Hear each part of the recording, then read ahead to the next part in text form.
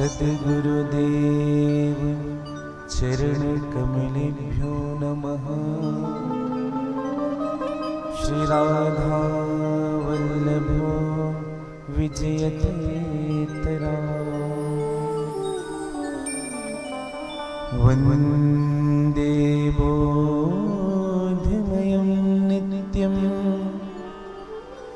गुरुं शङ्कररूपिणो यमाश्रितो हि वक्रोऽपि चन्द्रः सर्वत्र वन्दते। वंशी विभूषितकरानवनीरिदामात् पीताम्बरादरुणबिम्बफलादरुष्ठात् पूर्णेन्दुसुन्दरमुखादरबिम्बनेत्रात् कृष्णापरं किमपि तत्त्वमहं न जाने।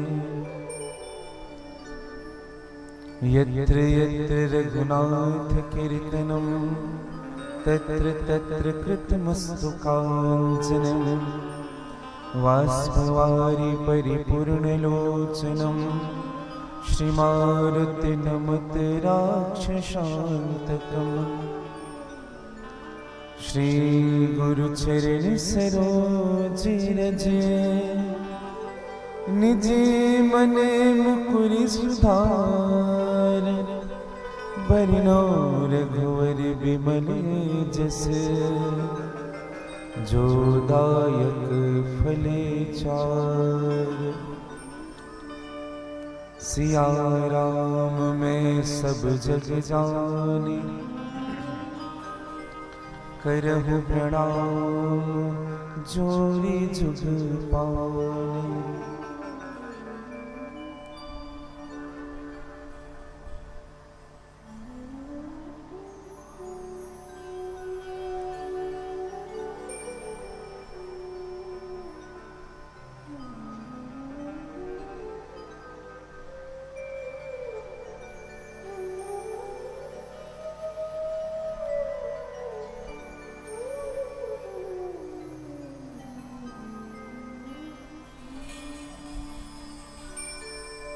दोनों हाथ जोड़ लीजिएगा। सकल विश्व के सुख समृद्धि और शांति के लिए भगवान विश्वनाथ से प्रार्थना करें।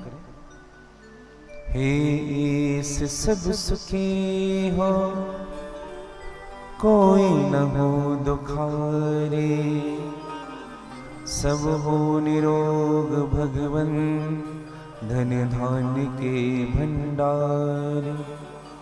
सब भेद भाव छोड़े सन्मार्ग के पथिक हो, दुखिया न कोई होवे सृष्टि में प्राण धारे।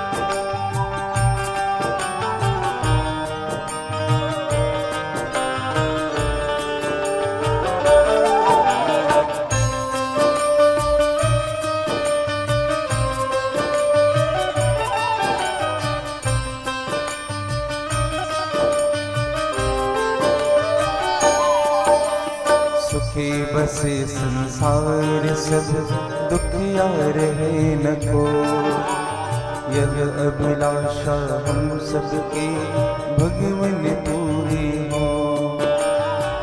विद्या बुद्धि तेज बल सबके भीतर हो, दूध पोत धन धान से वंचित रहे न को।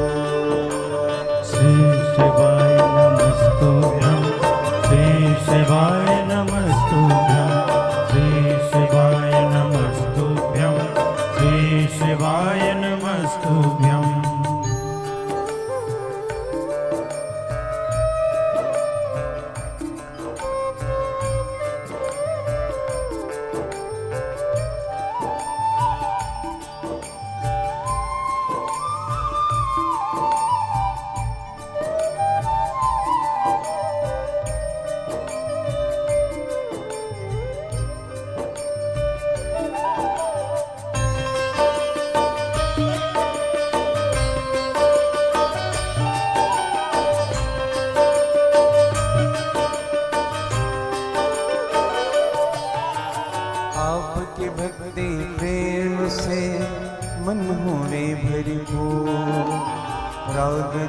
जिससे चित्त मेरा हो सौभाग्य दो।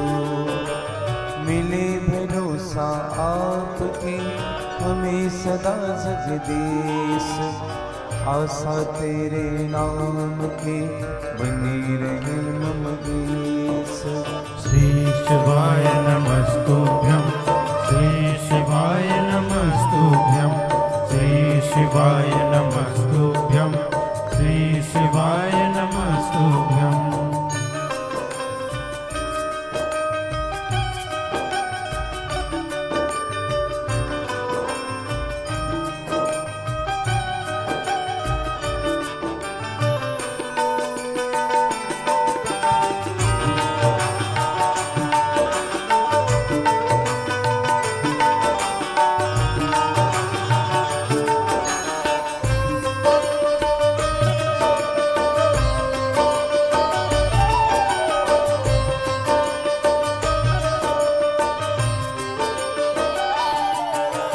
पाप से हमें बचाए करके दया दया, अपना भक्त बनाए के सबको करो निहार। हाथ जोड़ विनती करो सुनिए कृपा विधान, साधु संगत दीजिए दया धर्म का दान। साधु संगत दीजिए दया धर्म का दान, साधु संगत दीजिए दया धर्म का दान। जय जय श्री गिरिजारमण, जय जय भूप किशोर, जय भक्तन सर्वस्व प्रभु, जय गणपति चित चोर। जय भक्तन सर्वस्व प्रभु, जय गणपति चित चोर। श्री विश्वनाथ भगवान की जय, श्री निकुंजेश्वरनाथ भगवान की जय, श्री नंदी शिवालय भगवान की जय, श्री शिव महापुराण की जय, श्री राधा वल्लभ लाल की जय, सद्गुरुदेव भगवान की जय, श्री राधे निकुंज धाम की जय, श्री रोहिणी गवधाम की जय, श्री हनुमान जी महाराज के जय, नगर के सभी देवी देवताओं के जय, भारत देश के जय, छत्तीसगढ़ महतारे के जय, सब संतन की जय, सब भक्तन की जय, जय जय श्री सीताराम, जय जय श्री राम। राधे श्याम। नमः पार्वते पतये हर हर महादेव।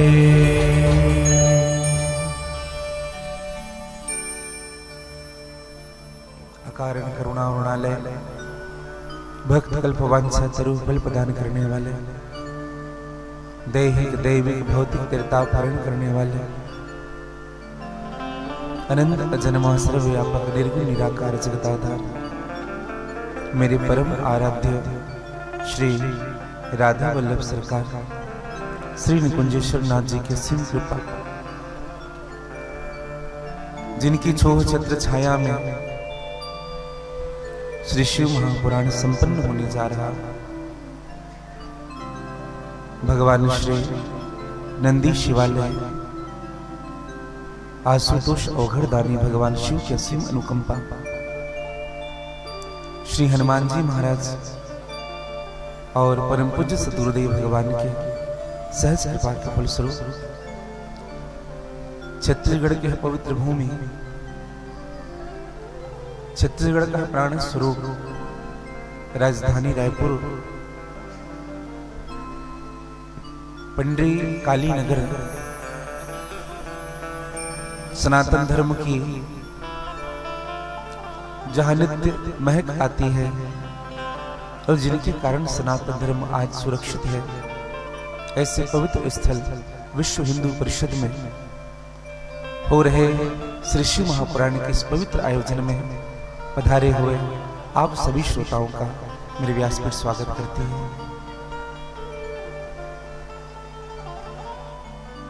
इस कार्यक्रम के मुख्य आयोजक सुश्री मीना अग्रवाल जी,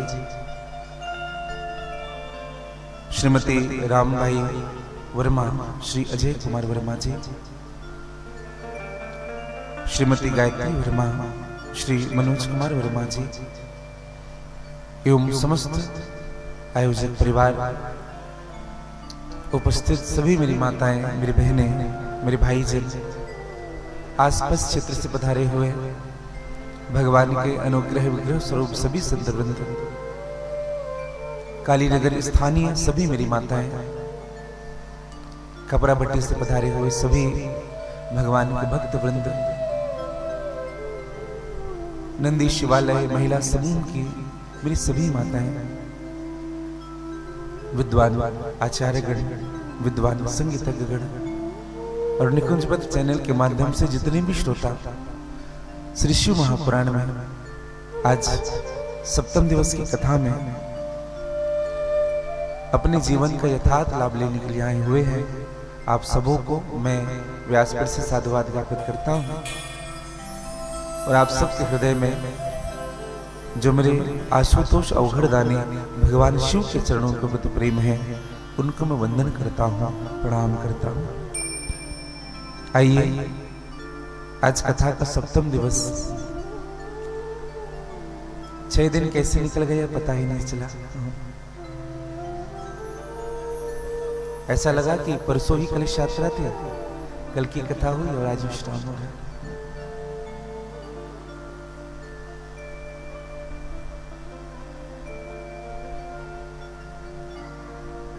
भगवान शिव की कथा जो हमारे जीवन में जो प्रभाव करता है, जो परिवर्तन लाते हैं और जो सुख के पल हमारे जीवन में होते हैं, वो बहुत जल्दी निकल जाते हैं। आइए, आप और हम भगवान की कथा में प्रवेश करें। इनके पूर्व मन वाणी कर्म की शुद्धि के लिए भगवान के नामों का आश्रय ले। पश्चात जैसे मेरे प्रभु की इच्छा होगी, श्री हनुमान जी महाराज की इच्छा होगी, सदगुरुदेव भगवान की कृपा होगी, आज की कथा में हम प्रवेश करेंगे। एक बार सभी कह लीजिएगा हरे हरे, थोड़ा जोर से कह लीजिएगा, थोड़ा और जोर से कह लीजिएगा और बड़ी भाव के साथ, और भगवान से प्रार्थना करिएगा प्रभु आज कथा विश्राम है, आज तो आप जाएंगे लेकिन बहुत जल्दी और आइएगा। तुम आना भूले बाबा मेरे मकान में। आज मैं निकल रहा था तो श्रीमती रामभाई वर्मा परिवार कह रहे थे कि भगवान और कब आएंगे, तो भगवान से प्रार्थना करते रहिएगा कि भगवान बहुत जल्दी आएंगे, क्योंकि वर्मा जी ने तो श्रीफल देकर के आमंत्रण कर ही दिया है। अब वो डेट सुनिश्चित होना है कि मेरे प्रभु कब आएंगे। अभी तो अपने मन में बिठा लीजिएगा, उस मकान की बात नहीं कर रहा, इस मकान की बात कर रहा। अपने घर में नहीं, अपने घट में भगवान को बुलाइएगा, गा लीजिएगा। तुम आना भोले बाबा, तुम आना भोले बाबा मेरे मकान में, तेरा डमरू डम डम बाजे सारे जहान में। तुम आना भोले बाबा। बोले विश्वनाथ भगवान की जय।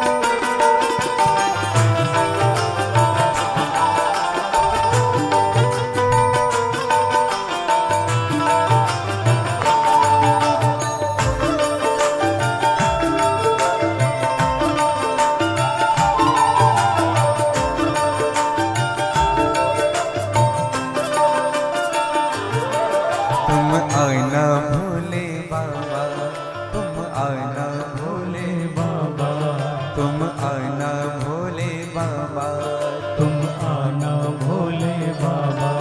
मेरे मकान में, मेरे मकान में, मेरे मकान में, मेरे मकान में, तेरा डमरू डम डम बाजे सारे जहान में, तेरा डमरू डम डम बाजे सारे जहान में। ओ तेरा डमरू डम डम बाजे सारे जहान में, तेरा डमरू डम डम बाजे सारे जहान में। तुम आना भोले बाबा।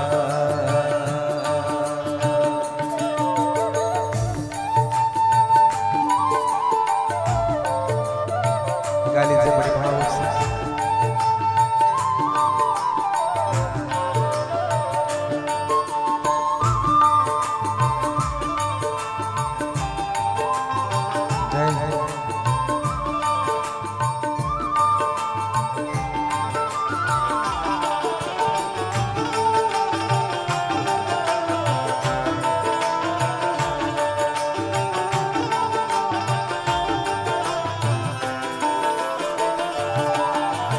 पार्वती को लाना, संग में गौरी जी को लाना। तुम पार्वती को लाना, संग में गौरी जी को लाना। तुम पार्वती को लाना, संग में गौरी जी को लाना। तुम पार्वती को लाना, संग में गौरी जी को लाना। मेरे मकान में, मेरे मकान में, मेरे मकान में, मेरे मकान में, तेरा डमरू डम डम बाजे सारे जहान में, तेरा डमरू डम डम बाजे सारे जहान में। तुम आना भोले बाबा, तुम आना भोले बाबा, तुम आना भोले बाबा, तुम आना भोले बाबा। ऐसे तो हाथ पसार कर थोड़ी आनंद के साथ झूमते बोली महाकालेश्वर भगवान की जय हो।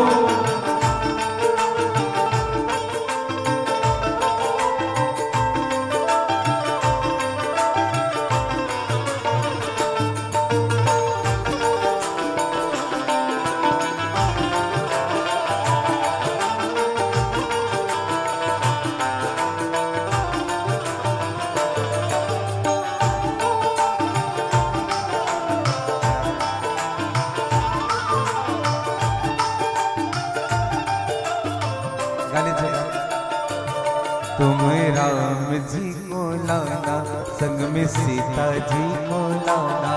तुम राम जी को लाना, कहिए संग में सीता जी को लाना। तुम राम जी को लाना, संग में सीता जी को लाना।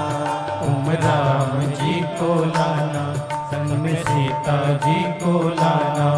मेरे मकान में, मेरे मकान में, मेरे मकान में, मेरे मकान में, तेरा डमरू डम डम बाजे सारे जहान में, तेरा डमरू डम डम बाजे सारे जहान में।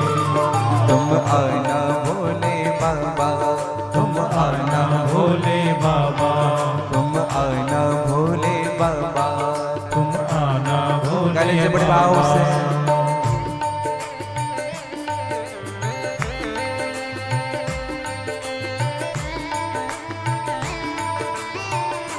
जय हो।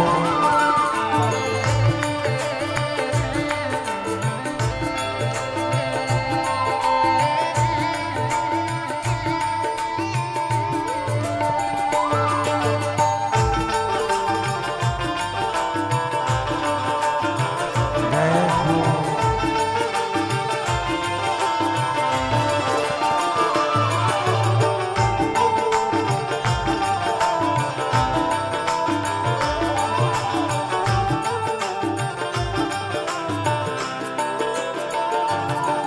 तुम विष्णु जी को लाना, संग में लक्ष्मी जी को लाना।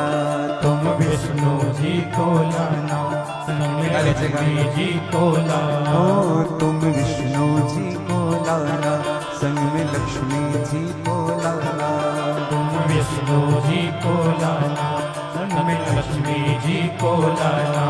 मेरे मकान में, मेरे मकान में, मेरे मकान में, मेरे मकान में तेरा डमरू डम डम बाजे सारे जहान में।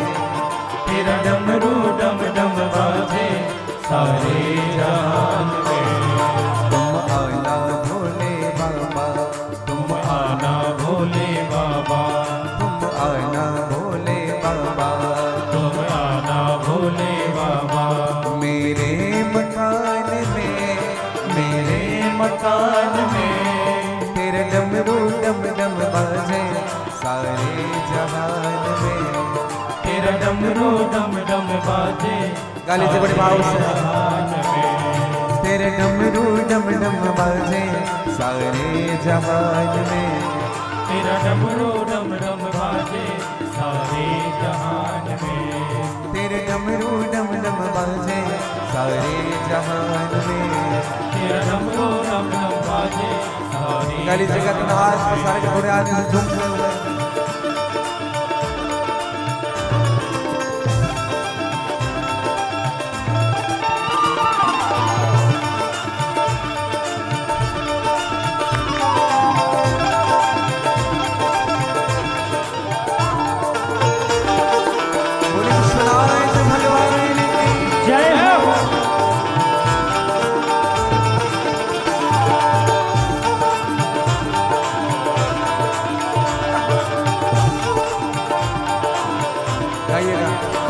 भोलेनाथ सहारा तेरा है, भोलेनाथ सहारा तेरा। भोलेनाथ सहारा तेरा है, भोलेनाथ सहारा तेरा। मैं तेरा हूँ तू मेरा है, मैं तेरा हूँ तू मेरा। मेरे शब्द समझ में आ रहे हैं आपको? आ रहे हैं तो गाइए ना फिर, मेरे साथ कह लीजिए। भोलेनाथ सहारा तेरा है, भोलेनाथ सहारा तेरा। मेरे नाथ सहारा तेरा है, भोलेनाथ सहारा तेरा। मैं तेरा हूँ तू मेरा है, मैं तेरा हूँ तू मेरा है। मैं तेरा हूँ तू मेरा, मैं तेरा हूँ तू मेरा है। भोलेनाथ सहारा तेरा है, भोलेनाथ सहारा तेरा। भोलेनाथ सहारा तेरा है, भोलेनाथ सहारा तेरा। ओम नमः शिवाय, ओम नमः शिवाय, ओम नमः शिवाय, ओम नमः शिवाय, ओम नमः शिवाय, ओम नमः शिवाय, ओम नमः शिवाय, ओम नमः शिवाय। ओम नमः शिवाय, ओम नमः शिवाय, ओम नमः शिवाय, ओम नमः शिवाय, ओम नमः शिवाय, ओम नमः शिवाय, ओम नमः शिवाय, ओम नमः शिवाय। ओम नमः शिवाय, ओम नमः शिवाय, ओम नमः शिवाय, ओम नमः शिवाय। ओम नमः शिवाय, ओम नमः शिवाय, ओम नमः शिवाय, ओम नमः शिवाय। ओम नमः शिवाय, ओम नमः शिवाय। ओम नमः शिवाय, ओम नमः शिवाय। श्री विश्वनाथ भगवान की जय। श्री महाकालेश्वर भगवान की जय। आज के आनंद की नमः पार्वती पतये हर हर महादेव।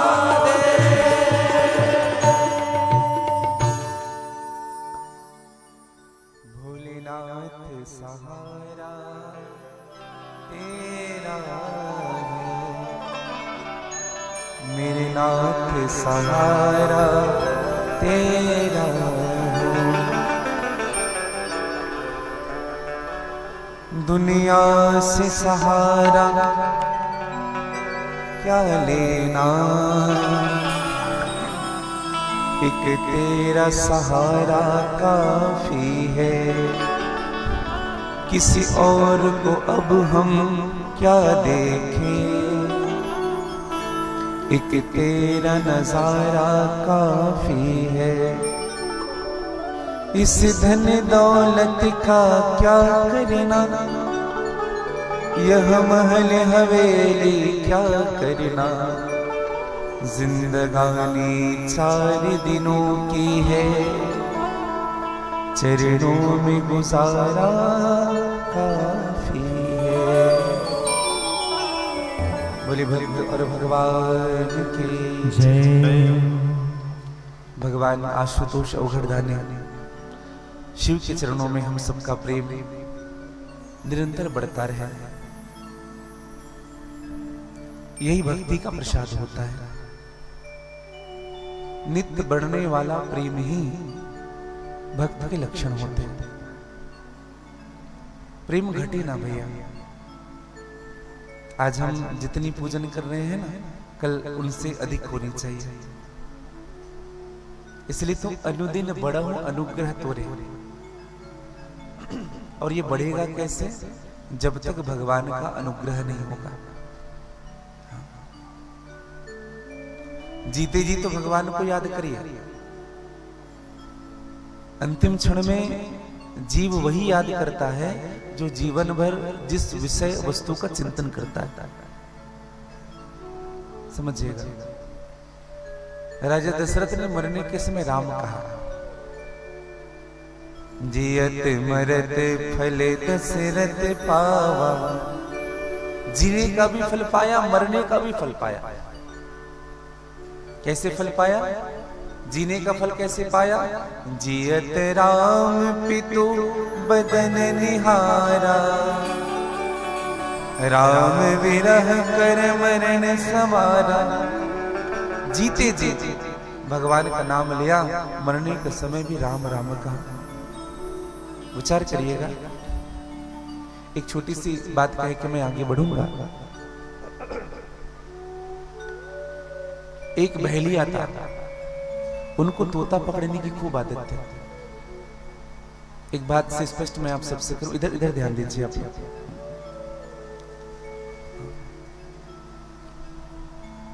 एक बहेलिया जो तोता पकड़ता था, एक बार बहुत सारे तोते पकड़ करके बहेलिया जाने लगा। रास्ते में कुछ संत मिला उनको। संत ने देखा, क्योंकि संत का स्वभाव यही है, पर दुख द्रवय सो संत पुनीता।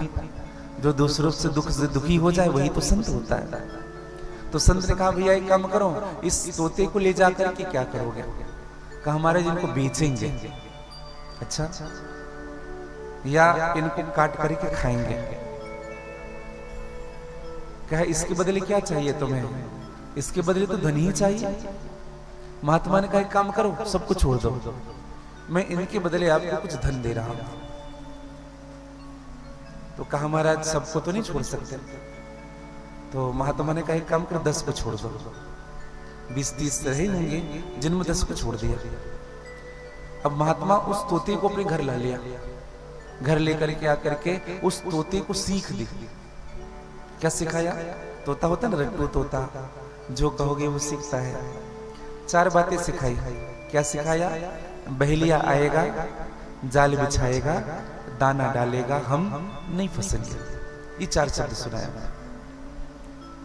तोते रटने लगे। बहेलिया आएगा, जाल बिछाएगा, दाना डालेगा, हम नहीं फंसेंगे।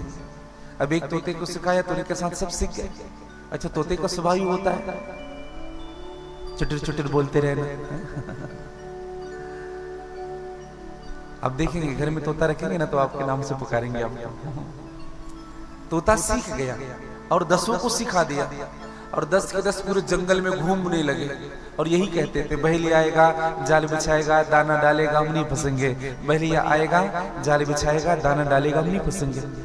अब पूरे जंगल के तोते सीख गए। और एक उनका मुखिया था तोते का। वो सर्च करता था कौन कौन बोल रहा है, जो ना बोले ना उनको और सिखाता था। एक दिन वो जो बहेलिया था वो महात्मा के पास आया, महाराज ये क्या कर दिया आपने, हमारे धंधे ही चौपट कर दिए आपने, तो ये क्या गुरु मंत्र दे दिया उनको, बहेलिया आएगा जाल बिछाएगा दाना डालेगा हम नहीं फंसेंगे। महात्मा ने कहा तुम अपना काम करो, वो अपना काम कर रहे हैं। और बहेलिये ने एक दिन ला करके जाल डाल दिया। अब दर्शन करिएगा, जाल तो डाला, दाने डाल दिए और जाल भी बिछा दिया। तो सब तोते यही कह रहे हैं, बहेली आएगा जाल बिछाएगा दाना डालेगा हम नहीं फंसेंगे, और सब उड़ उड़ करके आ रहे हैं और उसी जाल में फंसते जा रहे हैं पूरे तोते। और बोल क्या रहे हैं, बहेली आएगा जाल बिछाएगा दाना डालेगा हम नहीं फंसेंगे, बहेलिया आएगा जाल बिछाएगा दाना डालेगा हम नहीं फंसेंगे, और सब फंसते जा रहे हैं। शिकारी ने देखा, बहेलिये ने सबको पकड़ लिया एक साथ और पकड़ करके ले जाने लगे। सामने से गुरुजी आ रहे हैं जिन्होंने सिखाया तोते को। तोतों ने कहा गुरुजी मंत्र झूठा है आपका, हाँ कोई असर नहीं कर रहा है आपका मंत्र। गुरुजी ने कहा झूठा मंत्र है? बोले क्या बोला मैंने मंत्र में? कहा आपने कहा था बहेली आएगा जाल बिछाएगा दाना डालेगा हम नहीं फंसेंगे। एक बात बता बेटा, बहेली आया कि नहीं, जाल बिछाया कि नहीं? बोले हाँ हाँ बिछाया, आया भी, दाना डाला कि नहीं? फिर क्यों फंस गए, क्यों फंस गए? सब कुछ गुरु मंत्र ही करेगा कि हमें भी कुछ करना पड़ेगा, समझिएगा। जो सद्मार्ग सद्गुरुदेव ने आपको प्रदान की है, उस मंत्र का जब आपके निज कल्याण के लिए करना है, इसका मतलब यह नहीं कि हमें और कुछ नहीं करना है, सब कुछ मंत्र ही करेगा। समझिए, हम फंसते हैं, हमें सब पता है बड़ों के साथ कैसे व्यवहार रहना चाहिए, छोटों के साथ कैसे रहना चाहिए, सहायक के प्रति कृतज्ञता होनी चाहिए, वाणी में मिठास होनी चाहिए, भोजन में सात्विकता होनी चाहिए, दृष्टि में पवित्रता होनी चाहिए, लेकिन फिर भी हम नहीं कर पाते। जानते बहुत कुछ है और दूसरों को भी सिखाते हैं, लेकिन खुद नहीं सीख पाते। ये तोते की तरह हमारी हालत है। एक बात बताऊं आपको, तोते को आप कितना भी सिखा दो राम राम कहना, कृष्ण कृष्ण कहना, जब बिल्ली आएगा तो टै टै ही करेगा वो। हाँ, राम राम नहीं करेगा, कृष्ण कृष्ण नहीं करेगा, टै टै ही करेगा। उसी प्रकार से आपके जीवन में कितनी भी भक्ति हो, उपासना हो, पूजा हो, पाठ हो, वासना की बिल्ली देखते ही, लोभ की बिल्ली देखते ही मन बिगड़ जाता है आपका, मन बिगड़ जाता है हमारा। दर्शन करिएगा भैया, बस इसी को हमको संभाल करके रखना है। अपने आप को जितना हो सके संभालिए, बही मत कभी जीवन में, नहीं तो हम बह रहे हैं, दिन रात छले जा रहे हैं। इसी वासना ने हमें छला है। ठहरी नहीं उम्र भी ढलती चली गई, ठहरी नहीं उम्र भी ढलती चली गई, दिन रात मगर वासना हमें छलती चली गई। बड़ा सुंदर भाव है परम आदरणीय परम श्रद्धेय श्री राजेश्वरन सरस्वती जी महाराज का। हम चाहते थे होवे हरि की उपासना, हम चाहते थे कि भगवान का पूजा करेंगे, पाठ करेंगे। कब करेंगे? 7 दिन कथा हो रही है विश्व हिंदू परिषद में, कल जाएंगे कथा सुनने। पहले दिन से सोच रहे हैं, फिर घर में मेहमान आ गए, अब विचार करेंगे कल जाएंगे। फिर विचार करते करते 7 दिन कथा निकल जाए, समय ही नहीं मिला हमें जाने का।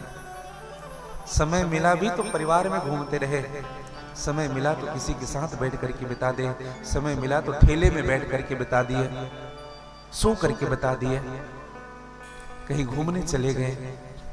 लेकिन जो समय हमें मिला हम भगवान के पास नहीं बैठे। सोचा था संभल जाएंगे, सुधरेंगे मगर फिर विचार करते हैं आज संभल जाएंगे, सुधरेंगे, आज के बाद झूठ नहीं बोलेंगे, आज के बाद शराब नहीं पिएंगे, आज के बाद मांस नहीं खाएंगे। सोचते हैं बस। जैसे रावण जब मरता था ना तो बार बार उनके सर कटते थे और कट करके फिर से जीवित हो जाते थे। बस वैसे ही ना हम सब के सर है। ये बात तो अलग है कि रावण का सर जो 10 था वो सामने था, लेकिन हमारे 10 बुद्धि किसी को दिखता नहीं है। कई प्रकार के अंदर में कपट लेकर के बैठे हैं, कई प्रकार के निज जीवन में भेद लेकर के बैठे हैं। सोचा था संभल जाएंगे, सुधरेंगे, मगर फिर गलती बस बस गलती बस होती चली गई। और एक बड़ी सुंदर बात कही राजेश्वर सरस्वती जी ने, राजेश्वर सिया राम की जिन पर हुई कृपा, बस उन्हीं की जिंदगी फलती चली गई। जिन पर उनकी कृपा हुई है उन्हीं का जीवन ही फल रहा है भैया। ठहरी नहीं उम्र भी ढलती चली गई। भगवान है कहां? कई लोग मन में ये विचार करते हैं भगवान ये जो विग्रह स्वरूप देख रहे यही हमारे लिए है। नहीं भैया, आपके घट में भगवान जो है ना, आपके घर में तो अलग भगवान है, आपके घट में वही परमात्मा है। हाँ। और हम जो बोल रहे हैं ना, एक भाव आप सबने सुना भी होगा, बता तेरे मुख से कौन बोलता है।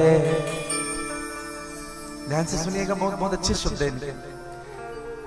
बता तेरे मुख से, बता तेरे मुख से कौन बोलता है, कि तू बोलता है कि मुख बोलता है, कि तू बोलता है कि मुख बोलता है, कि तू बोलता है कि मुख बोलता है, कि तू बोलता है कि मुख बोलता है।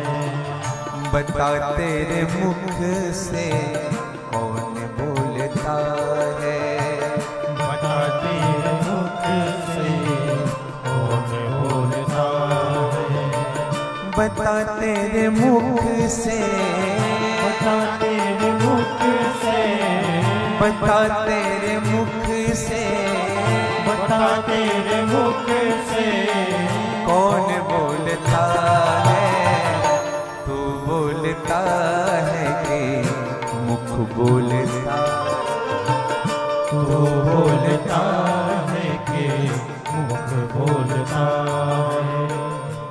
तू बोलता है कि मुख बोलता है, समझ रहे हैं? तू बोलता है मतलब कौन है आप?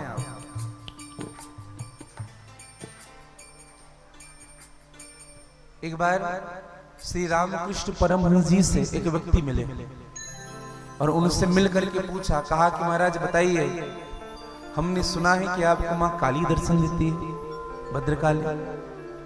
रामकृष्ण परमहंस जी ने कहा कि अगर देती हो तो कहा उनको हमारे पास भेजना, हाँ, हम भी दर्शन करेंगे, हमारे पते में भेजना। तो रामकृष्ण परमहंस जी ने कहा कि भैया पता बताते जाओ तब तो भेजेंगे। तो उस व्यक्ति ने कहा एक काम करना महाराज, यहां से जाओगे ना, हमें कौन नहीं जानता शहर में, यहां से सीधे जाओगे, राइट साइड व्हाइट कलर की बिल्डिंग है, बहुत बड़ा घर है, सब जानते हैं, वहां वही भेज देना। परमहंस जी ने कहा वो तो तुम्हारे घर का पता है, वो तुम्हारे घर का पता है, मैं तो तुम्हारा पता पूछ रहा हूं, तू कहां रहता है? उस व्यक्ति ने कहा महाराज ये कार्ड ले लो, दुकान का है, सदर बाजार में हमारा बहुत बड़ा शॉप है। परमहंस जी ने कहा यह तो तुम्हारे दुकान का पता है, मैं तो तुम्हारे मकान का पता नहीं पूछ रहा, मैं तुम्हारे दुकान का पता नहीं पूछ रहा, मैं तुम्हारा पता पूछ रहा हूं कि तू कहां रहता है। उस व्यक्ति ने कहा हम यहाँ यहाँ। परमहंस जी ने कहा वह हाथ तुम्हारे हृदय का पता बता रहा है, ये तुम्हारे सीना है, तू कहां रहता है ये बता। उस व्यक्ति का दिमाग खराब हुआ। कहा महाराज हमें खुद पता नहीं। अच्छा एक बात बताइए, जो दूसरों को ना पहचाने उनको क्या कहते हैं? जो अपने हैं उनको नहीं पहचान रहा है उनको क्या कहेंगे? पागल कहेंगे कि नहीं? और जो खुद को ना पहचाने महापागल। अब दर्शन करिएगा, भगवान कौन? बोले भगवान हमारे अंदर है, हमारे घट में ही है। मैंने पहले ही बात कही, तुम आना बोले बाबा मेरे मकान में। मकान का मतलब हम अपने मकान में नहीं, इस मकान में बुलाने की बात। परमहंस जी ने कहा कि बेटा जिस दिन ये पता चल जाएगा कि तुम्हारा पता क्या है, उस दिन माँ काली को तुम्हें ढूंढने की जरूरत नहीं पड़ेगी। माँ भद्रकाली स्वयं तुम्हारे घर तक चल करके आ जाएगी। ये बता तेरे मुख से कौन बोलता है, बता तेरे मुख से कौन बोलता है। और यही है तू बोलता। तू बोलता है का मतलब ये है, अगर शिव नहीं इस हृदय में तो यह शरीर शव है भैया। तू बोलता है कि मुख बोलता है, तू बोलता है कि मुख बोलता है, तू बोलता है कि मुख बोलता है, तू बोलता है कि मुख बोलता है, तू बोलता है कि मुख बोलता है, तू बोलता है कि मुख बोलता है। हम लोग मैं करते हैं, मैं कर रहा हूँ, मैं ये तैयारी कर रहा हूँ, मैं ये करा रहा हूँ। ये मैं की आवाज आती कहाँ से? विचार करिएगा, ये हम जो मैं कह रहे हैं ये बल कहाँ से मिल रहा है? ये मैं की आवाज आती कहाँ से? कौन है वहाँ वाणी आती जहां से? समझ रहे हैं? कौन है वहां वाणी आती जहां से? कुछ तो बता प्यारे, कुछ तो बता प्यारे, अगर तुझको पता है।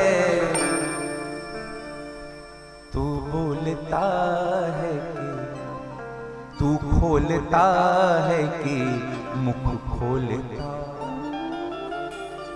समझिएगा, पैर तुम खुद हो या पैर है तुम्हारे।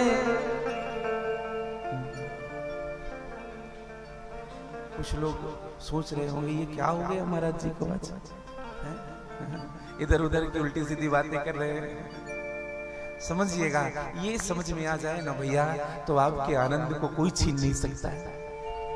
हमारे गुरुदेव भगवान कहते हैं कि बेटा जो अपने अंदर आनंद सजो करके रखता है उनको बाहर का व्यक्ति कभी दुखी नहीं कर सकता। पैर तुम खुद हो या पैर है तुम्हारे, सूझबूझ करके समझा दे प्यारे। पैर डोलता है कि पैर डोलता है कि तू डोलता है। बता तेरे मुख को कौन खोलता। कौन है कहने वाला? एक बड़ी सुंदर बात कही, कांटे तराजू जो हाथों में तेरे। हम तराजू लेकर के, एक बात कहूं आपको, हम सबको तौलते हैं। ये अच्छा नहीं है, ये ठीक नहीं है, इसको ऐसा होना चाहिए, इसमें थोड़ा ऐसा होना चाहिए, इसमें और ऐसा गुण होना चाहिए, इनको ठीक से कपड़ा पहनने नहीं आता, इनको ठीक से बोलना नहीं आता, इनको बैठना नहीं आता, ये ठीक नहीं है। हम तोलते रहते हैं जीवन भर। किसी से जब मिलते हैं ना तो हम उनके गुणों पर ध्यान नहीं देते भैया, हम उनकी कमियों को देखते हैं। इस आदमी में कमी क्या क्या है। अब विचार करिएगा, कांटे तराजू जो हाथों में तेरे, सोच समझ कर उत्तर दे प्यारे।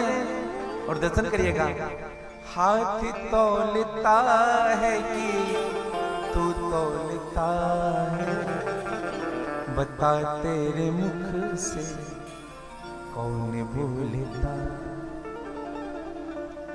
भिक्षु कहे ज्ञान जिनको नहीं है।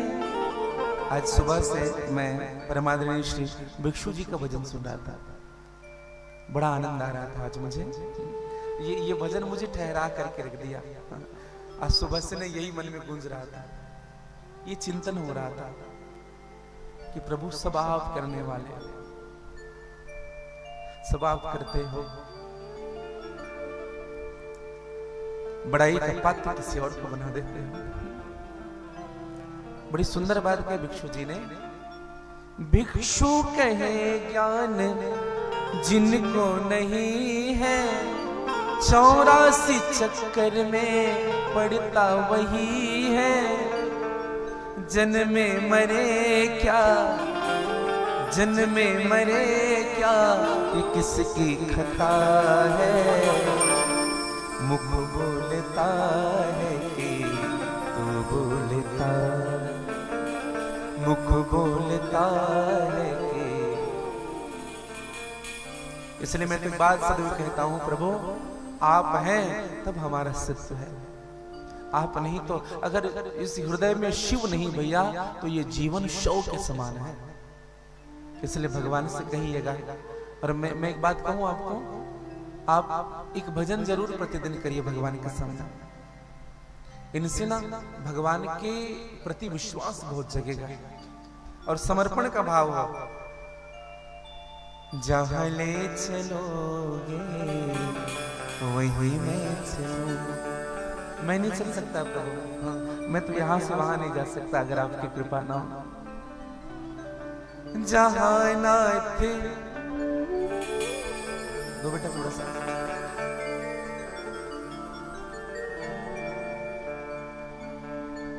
जहां ले चलोगे वहीं मैं चलूंगा, जहां ले चलोगे वहीं मैं चलूंगा, जहां नाथ रख लोगे। आप लोग भी भूल गए थे। जहां नाथ रख लोगे वहीं मैं रहूंगा, जहां ले चलोगे वहीं मैं चलूंगा, जहां ले चलोगे वहीं मैं चलूंगा, जहां ले चलोगे वहीं मैं चलूंगा, जहां ले चलोगे वहीं मैं चलूंगा, जहां नाथ रख लोगे, जहां नाथ रख लोगे, जहां नाथ रख लोगे, जहां नाथ रख लोगे वहीं मैं रहूंगा, जहां ले चलोगे वहीं मैं चलूंगा, जहां ले चलोगे वहीं मैं चलूंगा, जहां ले चलोगे वहीं मैं चलूंगा, जहां ले चलोगे वहीं मैं चलूंगा।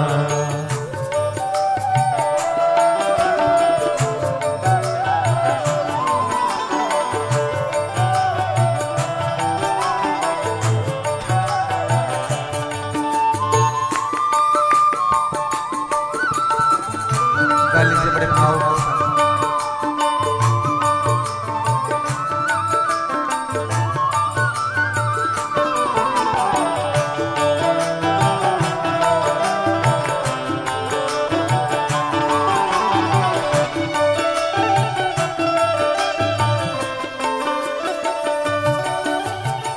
ये जीवन समर्पित चरण में तुम्हारे, तुम्हें सर्वस्व तुम्हीं प्राण प्यारे।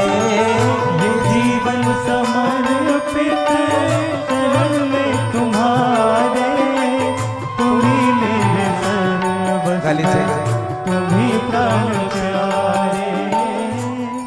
देखो भजन श्रवण करने वाले से ना उनके हृदय का स्वभाव पता चलता है, कौन किस तरह के भजन सुनता है। समझिएगा भैया, जो विनीत भाव के जो भजन जो होती है ना, उनको ना हृदय से आप एक बार कह के तो देखिए भगवान से। हाँ, मैं तो कहूं बाहर का नाचना सर्वोपरि नहीं है, अंदर नाचना चाहिए। हाँ, ये जीवन समर्पित चरण में तुम्हारे, तुम्हीं मेरे सर्वस्व तुम्हीं प्राण प्यारे। ये जीवन समर्पित चरण में तुम्हारे, तुम्हीं मेरे सर्वस्व तुम्हीं प्राण प्यारे। तुम्हें छोड़ कर ना, तुम्हें छोड़ कर ना, तुम्हें छोड़ कर ना, तुम्हें छोड़ कर ना, मैं किससे कहूँगा। जहाँ ले चलोगे वही मैं चलूँगा। जहाँ ले चलोगे वही मैं चलूँगा। जहाँ ले चलोगे वही मैं चलूँगा। जहाँ ले चलोगे वही मैं चलूँगा। बड़ी अच्छी बात कही है एक संत ने, न कोई उलाहना न कोई अर्जी, कर लो करा लो तुम्हारी जो मर्जी। न कोई उलाहना न कोई अर्जी, कर लो करा लो तुम्हारी जो मर्जी। कहना भी होगा तो, कहना भी होगा, कहना भी होगा तो, कहना भी होगा तो, तुझी से कहूँगा। जहाँ ले चलोगे वही मैं चलूँगा। जहाँ ले चलोगे वही मैं चलूँगा। ओ जहाँ ले चलोगे वही मैं चलूँगा। जहाँ ले चलोगे वही मैं चलूँगा। ओ वही मैं चलूँगा। वही मैं चलूँगा। ओ वही मैं चलूँगा। वही मैं जहाँ नाते रख लोगे वहीं मैं रहूँगा। जहाँ ले चलोगे वहीं मैं चलूँगा। ये भाव सुदृढ़ हो जाए बस। प्रभु आप जैसा चाहो वैसा करो। आपने वो कठपुतली देखी ना, काट की कठपुतली नचाई जाती है, हाथों में लंबे लंबे धागे बांधे जाते हैं और ऐसे ऐसे हाथ को हिलाया जाता है, वो कठपुतली नाचती है। हम और आप कठपुतली हैं भैया। कभी नदी जब पूरी आए ना, तो नदी में अगर आप नदी तैर करके पार करना चाहोगे अपने बल से, तो कभी कभी ना डूबने का भय रहेगा। नहीं तो आप देखना बड़े बड़े नदी पार करने वाले ना अपने आप को मुर्दा बना लेते हैं, कूद जाते हैं नदी में और शौक के समान पड़े रहते हैं और इस पार से उस पार हो जाते हैं। समझिएगा, आप कुछ मत सोचिए, अपना कर्म करिए मेरे भाई बहन।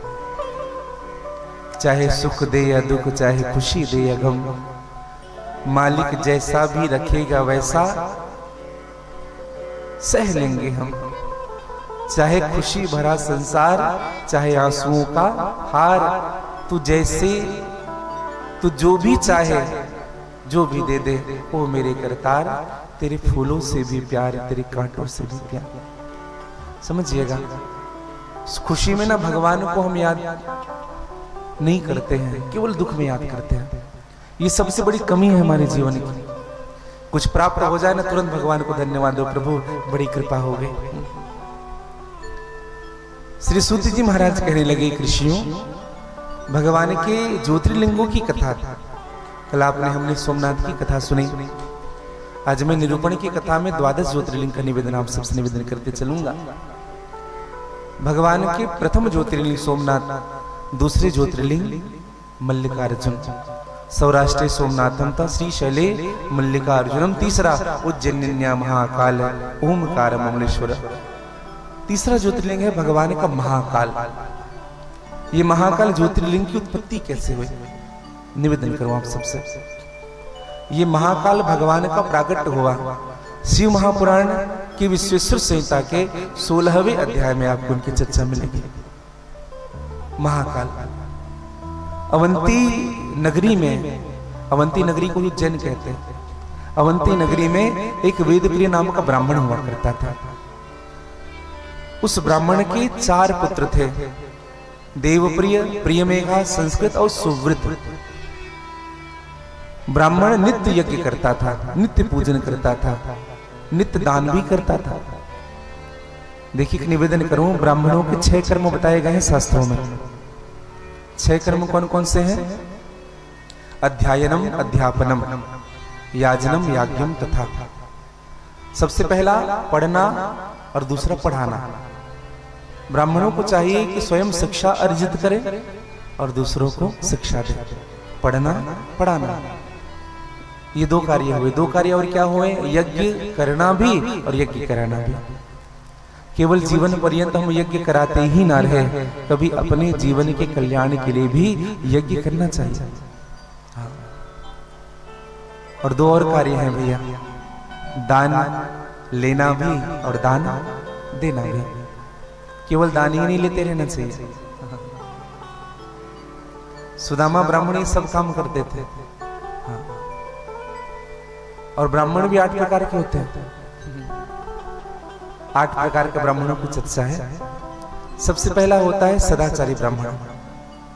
सदाचारी ब्राह्मण किसे कहते हैं? जो ब्राह्मण कुल में जन्म लेता हो, माता पिता ब्राह्मण ब्राह्मणी है, उनसे उस पुत्र का जन्म हुआ, उनको कहते हैं सदाचारी ब्राह्मण। दूसरा जो ब्राह्मण होता है, उस ब्राह्मण का नाम है श्रोत्रिय ब्राह्मण। श्रोत्रिय, श्रोत्रिय ब्राह्मण किसे कहते हैं? जो वेद पढ़ता, अंगों सहित वेद का उच्चारण करता हो। आप देखेंगे हस्तचलित, आप पंडितों को देखते हैं तो ये है श्रोत्रिय ब्राह्मण, जो वेद पढ़ते हैं। ओम इदगुम हविहे प्रजननम में सदसवीरगुम सर्वगणगुम ससे आत्मसनि प्रजासनि पशुसनि लोकसन्नि भयसनि अग्निहि प्रजां बहुलामि करोतवन्नं पयोरे त्वस्मात् दत्त। ओम गणानां तः गणपतिगुं हवामहे प्रीणामत्व प्रियपतिं होमामहे निधिनाम तद्गुं वै वसुमावंगां जगरुतं तब्दार सकरतम्मा। ये मंत्रों का उच्चारण जो करने वाले अंगों के साथ, उनको श्रोत्रिय ब्राह्मण कहते हैं। तीसरे नंबर के जो ब्राह्मण होते हैं उनको तनुजात ब्राह्मण कहते हैं। तनुजात ब्राह्मण कौन? जो शिक्षा देकर के जीवन चलाता। शिक्षा, कोई शिक्षक के रूप में हो और शिक्षा देकर के जो अपना जीवन चलाए। शिक्षा दिए और जिनको शिक्षा मिला है उनसे कुछ दक्षिणा प्राप्त हो गई। शिक्षा जो प्राप्त हुआ उनके बदले भेंट स्वरूप कुछ भी मिल गया, समझिएगा। चौथे नंबर का ब्राह्मण होता है अनुजात। अनुजात ब्राह्मण कैसे कहते हैं? जो यज्ञ करके जीवन चलाता। जैसे कोई यज्ञाचार्य जी आते हैं, आपके घर यज्ञ कराते हैं, उनसे जो जीवन चलता है उनको कहते हैं अनुजात ब्राह्मण। 5वें नंबर का ब्राह्मण होता है, उनको ऋषि कल्प कहते हैं। ऋषि कल्प, ऋषि कल्प क्या होता है? जो प्रसाद रूप में जो भी मिल जाए उनसे संतुष्ट हो जाए, जो भी मिले। ऋषि कल्प ब्राह्मण, और लोभ ना करे किसी वस्तु के। हाँ। 6वें नंबर के ब्राह्मण होते हैं ऋषि। ऋषि किसे कहते हैं? जो अपने ही कल्याण के लिए पूजा करे, पाठ करे, यज्ञ करे, उनको बाहर से कोई मतलब नहीं, जो अंतर्मुखी हो, उनको ऋषि कहते हैं। 7वें नंबर के जो ब्राह्मण होते हैं उनके 2 प्रकार हैं। एक अक्षुण ब्राह्मण और दूसरा सीलोक्ष वृत्ति। अक्षुण ब्राह्मण किसे कहते हैं? जैसे खेतों में जो बीज जो टूट करके गिरते हैं या जिनको शिला कहा जाए, खेत में जब धान जब उठाया जाता है तो जो शिला जो नीचे गिर जाता हो उनसे ही अपने जीवन चलाता हो, बस उन्हीं से वो संतुष्ट हो जाता है, अन्य और इच्छा नहीं करे, उनको अक्षुण ब्राह्मण कहते हैं। और इसी में खा है, सात्विक के दो प्रकार, एक सीलोक्ष, एक अक्षुण और दूसरा सीलोक्ष वृत्ति। सीलोक्ष वृत्ति किसे कहते हैं?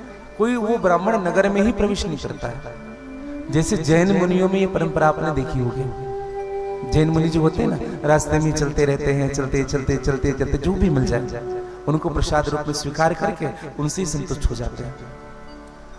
और 8वें नंबर का जो ब्राह्मण होता है उनको मुनि ब्राह्मण कहते हैं। वो मुनि ब्राह्मण क्या होता है? जो परम विरक्त होता है। उनको न किसी प्रकार का लोभ होता है, न लालच होता है, न मोह होता है। उनके लिए मिट्टी भी उसी मूल्य की होती है और स्वर्ण भी उसी मूल्य की होती है। मिल जाए तो भी ठीक, ना मिले तो भी ठीक। समझिएगा, ये 8 प्रकार के ब्राह्मण होते हैं। और ब्राह्मणों को चाहिए कि स्वयं शुद्ध रहे और दूसरों को शुद्धता का पाठ पढ़ाए। अपवित्रता बिल्कुल नहीं होनी चाहिए जीवन में। गायत्री तो होनी ही चाहिए, जप तो होना ही चाहिए, माला तो होनी चाहिए। केवल उपदेशक बनकर के जीवन नहीं जीना चाहिए मेरे भाई बहन। जो हम कह रहे हैं वो हमारे जीवन में भी दृष्टिगोचर होना चाहिए। देखो, हाथी के दांत से तो बड़े बड़े ताले टूट जाते हैं, लेकिन जो ताला तोड़ रहा है उनमें हाथी जैसी ताकत भी होनी चाहिए।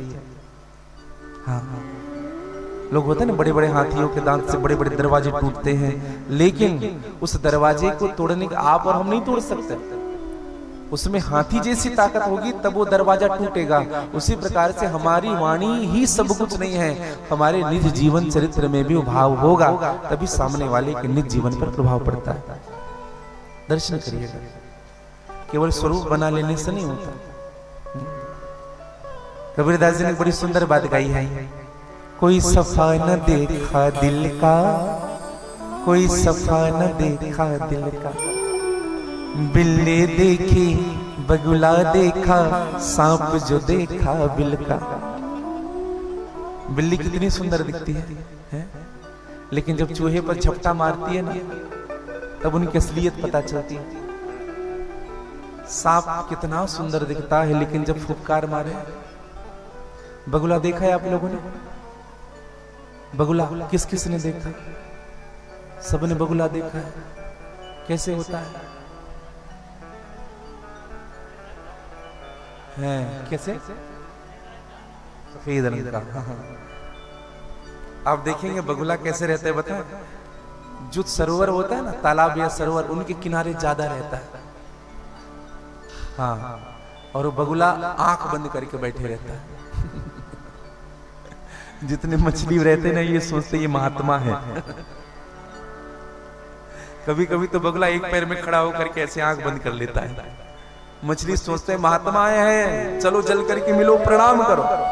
और जैसे प्रणाम करने के लिए जाते हैं ना, उनका चोच बड़ा होता है, सीधे टप से उठाते हैं, खा जाते हैं। तो बिल्ली देखी बगुला देखा, सांप जो देखा बिल का।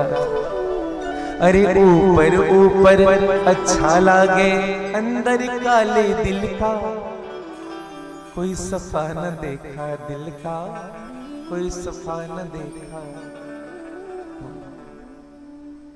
पढ़े नहीं गुरु मंत्र कोनो, भरा गुमान कुमति का। गुरु मंत्र की माला नहीं होती है, न जप होता है, न पाठ होता है, न पूजा होता है, हम दूसरों को खूब सीख देते हैं। पढ़ा नहीं गुरु मंत्र कोनो, भरा गुमान कुमति का। अरे औरन को तो स्वर्ग बताए, समझ रहे हैं? औरन को तो स्वर्ग बताए, आप नरक में सरका। दूसरों को खूब स्वर्ग देते हैं, खुद नरक चले जाते हैं। कोई सफा न देखा दिल का, कोई सफा न देखा दिल का। समझिएगा भैया, मैं एक बात कहूं आपको, जैसे हो वैसे भगवान से मिलना चाहिए, बन करके मत मिलिएगा कभी। लेकिन एक परिवर्तन बताऊं इस संसार के विषय में, जैसे हो वैसे संसार के सामने रहोगे ना तो 2 कौड़ी के कहलाओगे, कोई इज्जत नहीं होगी आपकी। जैसे हो वैसे संसार के सामने अगर रहोगे तो संसार के सामने बन करके रहना पड़ता है। लेकिन एक बात कहूं आपको, जैसे हो वैसे मेरे महादेव के सामने चले जाओगे ना, आपकी कीमत बढ़ जाएगी भैया।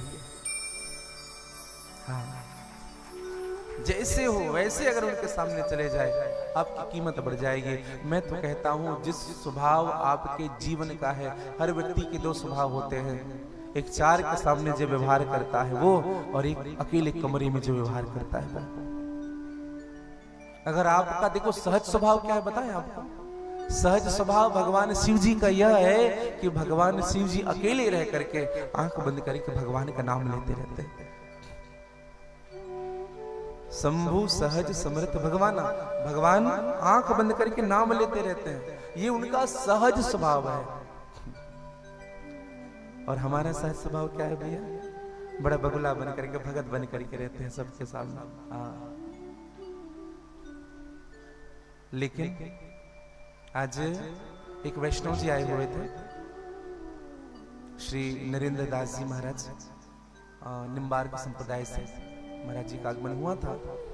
आपका विराजना लोरमी के पास, खामी सुना होगा, मुंगेली के आगे लोरमी खामी है, वहीं तो उनके यहाँ कथा होनी है महाराष्ट्र के यहाँ 18 फरवरी से लगभग, है ना, 18 फरवरी से होनी है। तो हमको बता रहे थे कि महाराज जी हम केदारनाथ गए थे, तो एक कार्य जरूर करना चाहिए सरकार को। क्या कार्य करना चाहिए, स्कैनर रखना चाहिए, 2 किलोमीटर पहले एक स्कैनर होनी चाहिए। हमने कहा क्यों महाराज जी, कहा वहां लोग दर्शन तो करते हैं लेकिन हम देख रहे थे कि कई शराब की बोतलें पड़ी हुई थी उसी पहाड़ियों के आसपास। तो मैं निवेदन करूं आपको, शास्त्र कहता है अन्य स्थाने कृतम पापम तीर्थ स्थाने विनिश्यते।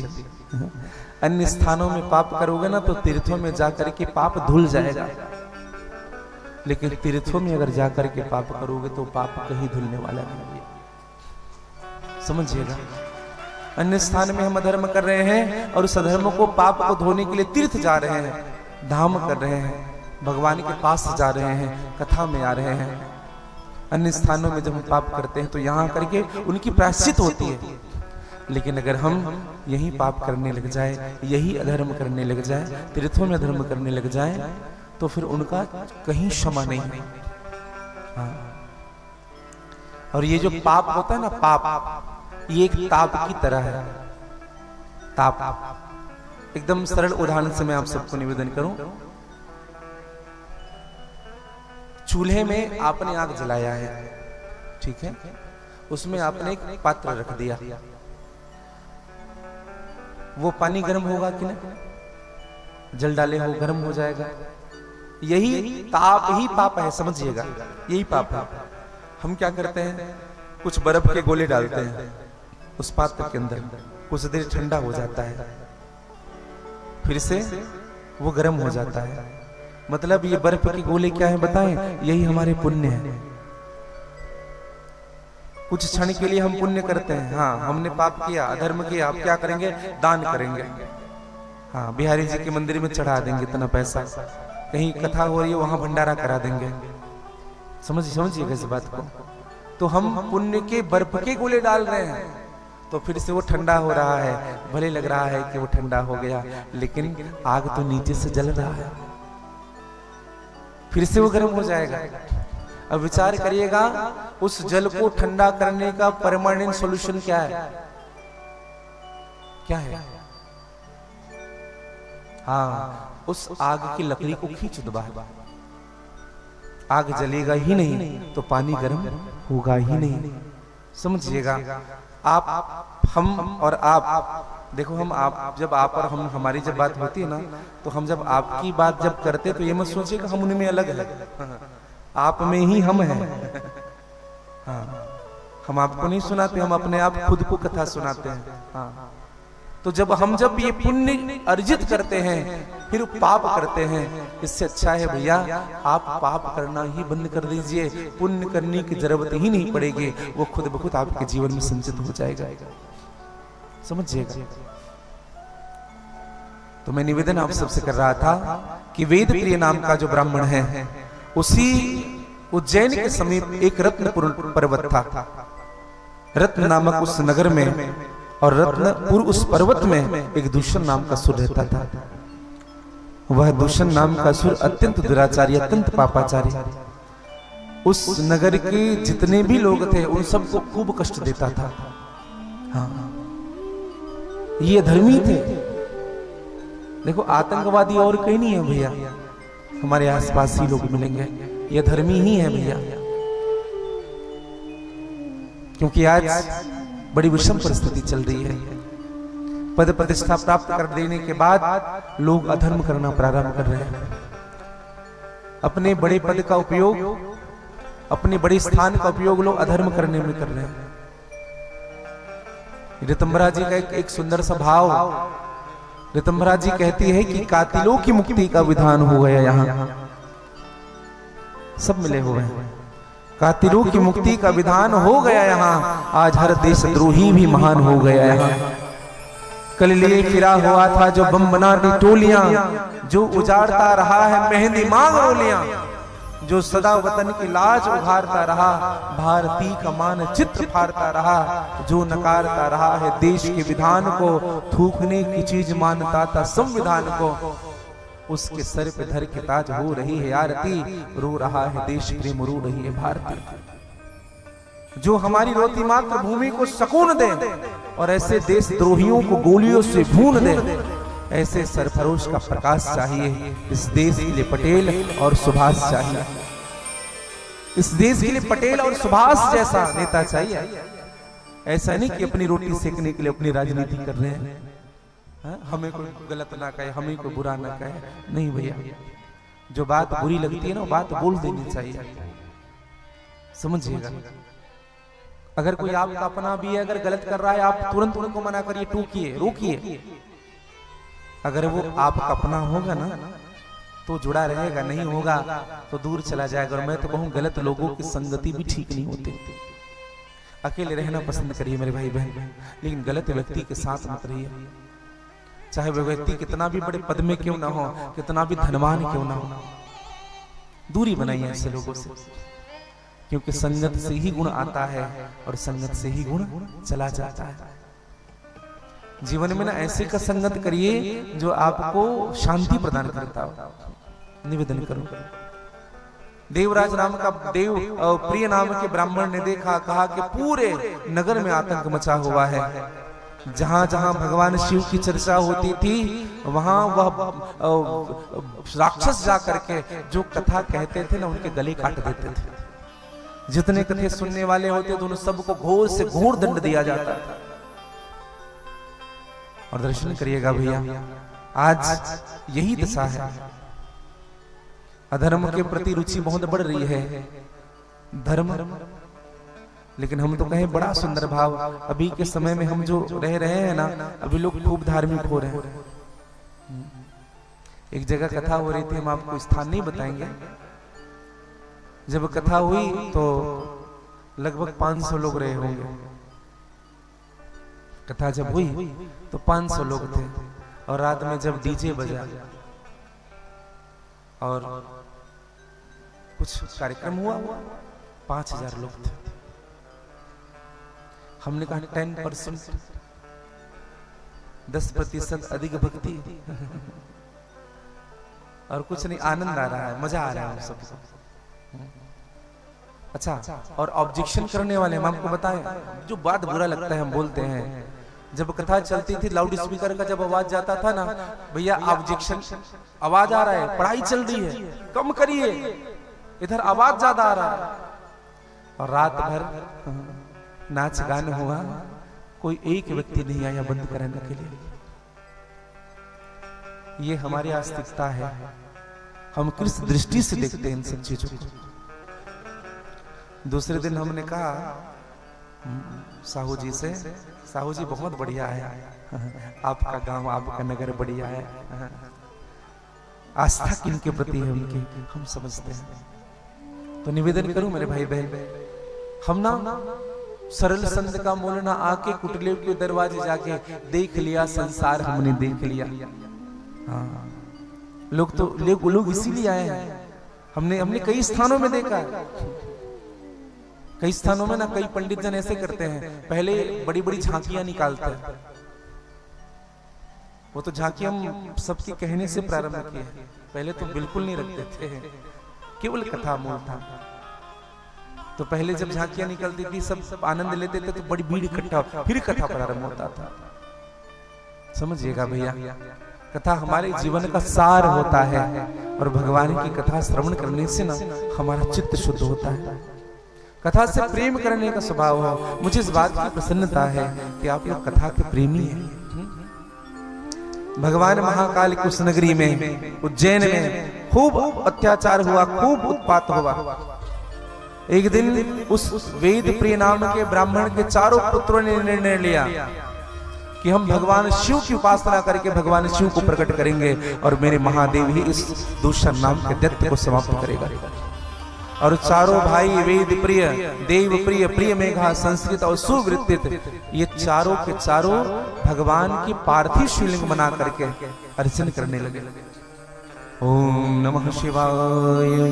यशांगे च विभाति भूधर सुतः देवापकामस्तके, भाले बालगृणं च गृणं यस्सो रसि विराट, सो अयं विभूषणः सरोवरः सर्वाधिपः सर्वदा सर्वगतः ससीनिवः श्री शंकरः पातु माम्। खूब भगवान की स्तुति गाई, खूब अर्चन किया गया। और अर्चन हो ही रही थी कि अचानक कानों में पता चला, कहा कि महाराज आपसे सब डर करके पूजा पाठ सब बंद कर दिए, लेकिन एक वेद प्रिय नाम के ब्राह्मण के 4 पुत्र हैं, वो बैठ करके पूजन कर रहे हैं। कहाँ कर रहे हैं? अविंतकापुरी के मध्य में बैठ करके। दूषण नाम के दैत्य ने कहा हमारा भय नहीं। बोले महाराज बिल्कुल नहीं। चला गया, स्वयं चला गया। आज मैं चारों को जीवित नहीं छोड़ूंगा। और दूसम नाम के दैत्य की परछाई देखी तो सब जप कर रहे हैं। ओम त्र्यंबकम यजामहे सुगंधिम पुष्टिवर्धनम उर्वारुकमेव वंदनात् मृत्युर्मुक्षीमामृतात्।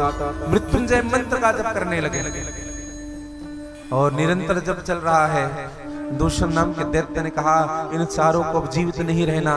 पहले तो आवाज लगाया, हट जाओ यहां से, किसकी उपासना कर रहे हो, छोड़ो इनको, चले जाओ नहीं तो जीवित नहीं छोड़ूंगा। लेकिन फिर भी वो ब्राह्मण जन उठ नहीं रहे हैं। दूषण नाम के दैत्य को क्रोध आया, तलवार उठा लिया। 2-4 उनके और सिपाही आ गए, खड़ग उठा लिया। कहा कि एक बार में इन चारों के सर को कलम कर दो, समाप्त कर दो इनको। और जैसे मारना चाहा उसी समय आवाज आने लगी, और जो आवाज आया है भैया, उस स्थान पर भगवान शिव प्रकट होते हैं। बोले शंकर भगवान की जय। और भगवान शिव ने शस्त्र नहीं उठाया उस दैत्य पर, केवल हुंकार भरा। और जो हुंकार भरा, भगवान शिव के मुख से जो अग्नि निकली है, दूषण नाम का दैत्य जल करके राख हो गया। जैसे किसी कागज को जला दिया जाए ना, उनका कोई अस्तित्व नहीं होता, वैसे ही जल करके भस्मीभूत हो गया। भगवान शिव ने कहा तुम निश्चिंत होकर के पूजन करो, अब कोई तुम्हें नहीं सताएगा, क्योंकि मैं कालों का काल हूं।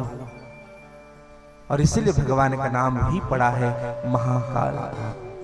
बोले महाकालेश्वर भगवान की जय। बोले भक्तवत्सल भगवान की जय। अकाल मृत्यु हो मरे जो काम करे चंडाल का, काल भी उनका क्या बिगाड़े जो भक्त हो महाकाल का। जी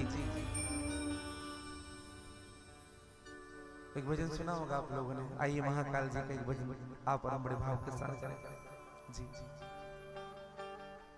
दुखियों पे डालना रे उज्जैन के राजा कभी कृपा नगरिया, उज्जैन के राजा कभी कृपा नजरिया, दुखियों पे डालना रे ओ भोले बाबा। उज्जैन के राजा कभी कृपा नजरिया, दुखिया पे डालना रे ओ भोले बाबा। उज्जैन के राजा कभी कृपा नगरिया, उज्जैन के राजा कभी कृपा नगरिया, दुखियों पे डालना रे ओ भोले बाबा। उज्जैन के राजा कभी कृपा नजरिया, दुखिया पे डालना रे। हो उज्जैन के राजा कभी कृपा नगरिया, उज्जैन के राजा कभी कृपा नजरिया, उज्जैन के राजा कभी कृपा नगरिया, उज्जैन के राजा कभी कृपा नजरिया, दुखियों पे डालना रे, दुखियों पे डालना रे।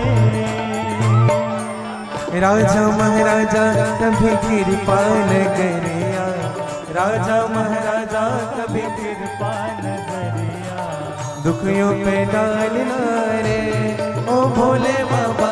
राजा महाराजा कभी कृपा नजरिया, दुखिया पे डालना रे। ओ उज्जैन के राजा कभी कृपा नगरिया, उज्जैन के राजा कभी कृपा नगरिया, दुखियों पे डालना रे ओ भोले बाबा। उज्जैन के राजा कभी कृपा नजरिया, दुखिया पे डालना रे। गाली से बड़े भाव से जय हो।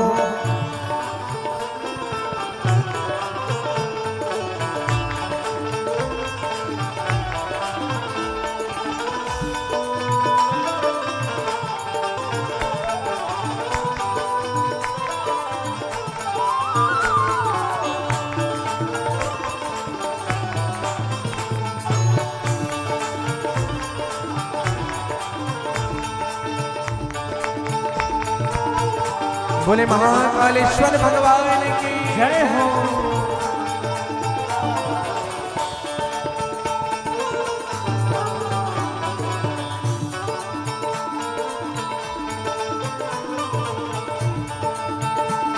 गाइए बड़े भाव से।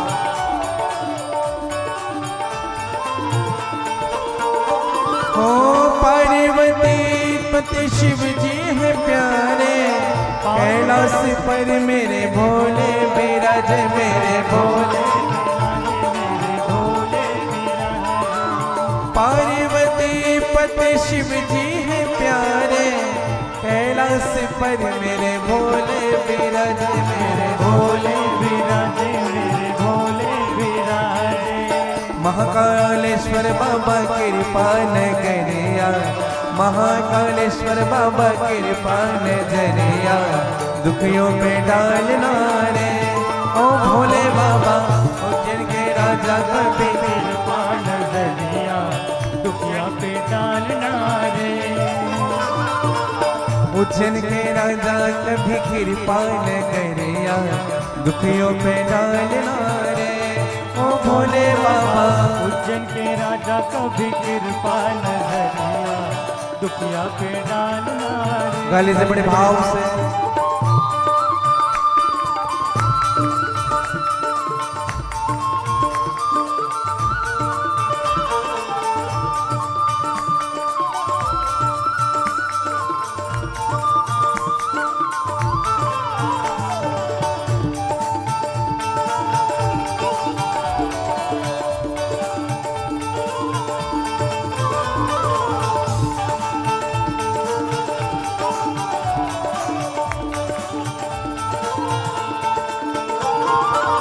नैनों में ज्वाला आँखों में है ज्वाला, नैनों में ज्वाला गालों में ज्वाला, नैनों में ज्वाला आँखों में है ज्वाला, नैनों में ज्वाला आँखों में ज्वाला, जटा में गंगा पहने मृग छाला, पहने मृग छाला, पहले मृग छाला, पहले मृग छाला, पहले खुलती है जब उनकी तीसरी अखियां, खुलती है जब उनकी तीसरी अखियां, खुलती है जब उनकी तीसरी अखियां, खुलती है जब उनकी तीसरी सारी जगह तांडव कर डालना रे ओ भोले बाबा, खुलती है जब उनकी तीसरी अखियां, तांडव कर डालना रे। उज्जैन के राजा कभी कृपा नजरिया भक्तों पे डालना रे ओ भोले बाबा। उज्जैन के राजा कभी कृपा नजरिया दुखिया पे डालना रे।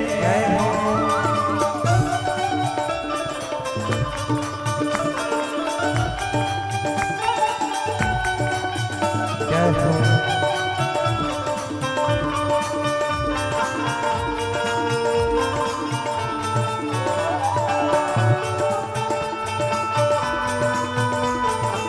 गाली जगह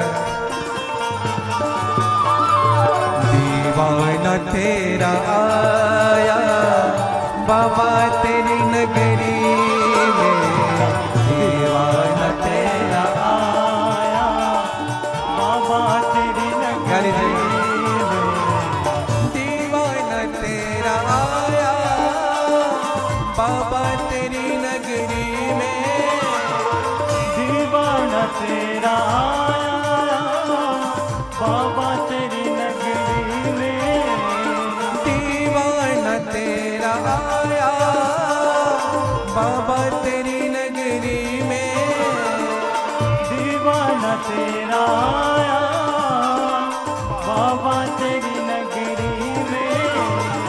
झोली में खा लेना अरे बाबा, झोली में खा लेना बाबा तेरी नगरी में, झोली में खा लेना बाबा तेरी नगरी में। दीवाना तेरा आया बाबा तेरी नगरी में, दीवाना तेरा आया बाबा तेरी गाली जगह। नगरी में। मैं दीवाना हो गया रे, मैं दीवाना हो गया, मैं दीवाना हो गया रे, मैं दीवाना हो गया, मैं दीवाना हो गया रे, मैं दीवाना हो गया, मैं दीवाना हो गया रे, मैं दीवाना हो गया, मैं दीवाना हो गया रे, मैं दीवाना हो गया, मैं दीवाना हो गया रे, मैं दीवाना हो गया, मैं दीवाना हो गया रे, मैं दीवाना हो गया, मैं दीवाना हो गया रे, मैं दीवाना हो गया, मैं दीवाना हो गया रे, मैं दीवाना हो गया। दीवाना तेरा आया बाबा तेरी नगरी में, दीवाना तेरा आया बाबा तेरी नगरी में। दीवाना तेरा आया रे बाबा, बाबा तेरी नगरी में, दीवाना तेरा आया बाबा तेरी नगरी में। दीवाना तेरा आया बाबा तेरी नगरी में। दीवाना तेरा आया बाबा तेरी नगरी में। बोले महाकालेश्वर भगवान की जय। नमः पार्वती पतये हर हर महादेव। दीवाना तेरा आया बाबा तेरी नगरी में। भगवान महाकाल की नगरी आप उज्जैन जाएंगे ना भैया, जिनको काल का भय हो वो महाकाल की नगरी जाए और बाबा महाकालेश्वर के सन्मुख बैठ करके एक माला कम से कम महामृत्युंजय का करे। महामृत्युंजय मंत्र का जप करना चाहिए। हाँ। काल का जिनको भय होता है ना उनको, जिनकी आयु कम है उनको, जो रोगों से ग्रसित है उनको, जिस व्यक्ति को खूब भय लगता है ना उनको महामृत्युंजय मंत्र का जप निरंतर करना चाहिए। हाँ। ये महामृत्युंजय मंत्र कहां से प्रकट हुआ? मृकंड जी ने मार्कंडेय जी ने इस मंत्र को भगवान शिव के सामने पढ़ा था। मार्कंडेय जी ने 12 साल की उम्र मिली थी मार्कंडेय को जीवित रहने के लिए, लेकिन इसी महामृत्युंजय मंत्र के कारण मार्कंडेय जी कल्पांत जीवी हुए। समाप्त नहीं हुए कभी। जो सप्त चिरंजीवी है ना, उनमें भले ही मार्कंडेय जी नहीं है, लेकिन मार्कंडेय जी का अलग स्थान है, जो अनंत जीवित है। हाँ, अमर है वो, जिन्होंने महामृत्युंजय मंत्र की रचना की है भैया। तो मैं निवेदन करूं आप सबसे, भगवान का तीसरा ज्योतिर्लिंग के रूप में महाकालेश्वर, भगवान के और ज्योतिर्लिंग हुए जिनका नाम हुआ ओमकारेश्वर। ओमकारेश्वर जो ज्योतिर्लिंग है कहाँ है? महाकाल से ही 3-4 घंटे का रास्ता है। आप कभी दर्शन करेंगे तो विंध्याचल पर्वत में ये ज्योतिर्लिंग स्थापित है। निवेदन करूं, एक दिन हुआ क्या, विंध्याचल पर्वत के सन्मुख पहुंचे नारद जी। नारायण नारायण नारायण। विंध्याचल पर्वत ने नारद जी को अपने घर में बिठाया। विंध्याचल पर्वत ने कहा कि आपका आगमन हुआ, बड़ा सुख मिल रहा है मुझे। कहिए महाराज क्या चाहिए आपको? हमारे घर किसी चीज की कमी नहीं है, सुख समृद्धि शांति, खूब संपन्नता है, खूब पैसे हैं, खूब धन है। हाँ, आपको जो चाहिए वो मांगिए महाराज, ऐसा सुख और कहीं नहीं मिलेगा आपको। नारद जी विंध्याचल को देख करके हंसने लगे। जब ये बात बोले ना विंध्याचल जी, तो उनको देख करके हंसने लगे। अच्छा बताओ, हंसी भी 2 प्रकार की होती है। कैसी कैसी बताएं? एक वो जो तुम्हें देख करके हंसे, और वो जो देखते हुए हंसे। एक वो जो देखते हुए हंसे, और वो दूसरा जो हंसते हुए देखे। समझ रहे हैं? कोई व्यक्ति बैठा हुआ है, आप उनको हंसते हुए देख रहे हो, समझ लो कुछ गड़बड़ है। और एक वो जिनको देख करके आप मुस्कुरा रहे हो, वहां कंफर्ट फील करोगे आप। हंसने हंसने में अंतर होती। तो निवेदन करूं, तो विंध्याचल जी ने विचार किया, कहा कि नारद जी हंस क्यों रहे? मैं इतनी सारी बातें इनको बताया। नारद जी ने कहा कि क्षमा करिएगा विंध्याचल जी, आप में संपन्नता तो बहुत है, लेकिन आपसे ऊंचा पर्वत है सुमेरु पर्वत। सुमेरु पर्वत कितना ऊंचा है बताएं आपको? उनका शीश स्वर्गलोक में है। उनकी जो चोटी है, शिखर है, वो स्वर्गलोक को स्पर्श करता है। अब विंध्याचल जी ने सुना, बड़ा बुरा लगा। विंध्याचल जी ने विचार किया, नारद जी जब चले गए बोल करके, विंध्याचल जी ने कहा मुझे उनसे भी ऊंचा होना है। आजकल के लोग यही तो है, अपने सुख से, अपने दुख से कम दुखी हैं, दूसरों के सुख से ज्यादा दुखी हैं। हाँ, निवेदन करूं भैया, और भगवान शिव की आराधना करना प्रारंभ किया विंध्याचल जी ने। और जब भगवान शिव जब प्रकट हुए, उसी स्थान पर आराधना किया। भगवान शिव जब प्रकट हुए, तो विंध्याचल जी ने भगवान शिव का प्रणाम किया। बोले शंकर भगवान की जय। और शिव जी का प्रणाम करके विंध्याचल ने कहा, प्रभु एक कृपा करिएगा। क्या कृपा करें? कि मुझे सबसे ऊंचा बना दीजिए। भगवान शिव जी ने समझाया, बेटा ज्यादा ऊंचा भी रहना ठीक नहीं, क्योंकि विमानें जब चलती है ना देवताओं की, तो कभी कभी ना सुमेरी पर्वत टूट टूट करके नीचे गिरने लगता है, कभी तुम्हें चोट भी आएगी। तुम बड़ा बनने का मन से ये भाव निकाल दे, तो मेरी शरण में आ जा। और विंध्याचल पर्वत के मन से ये जो प्रतिस्पर्धा की बुद्धि थी वो समाप्त हो गई। विंध्याचल जी से कहा कुछ मांगना है?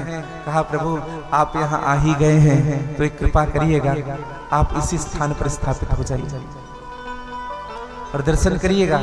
ये वही ओम पर्वत था जिनको विंध्याचल पर्वत के नाम से भी जानते हैं।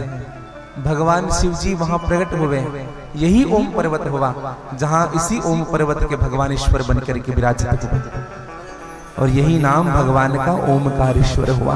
बोले ओमकारेश्वर नाथ भगवान के। और विंध्याचल जी ने जिस पार्थिव शिवलिंग को बनाया था,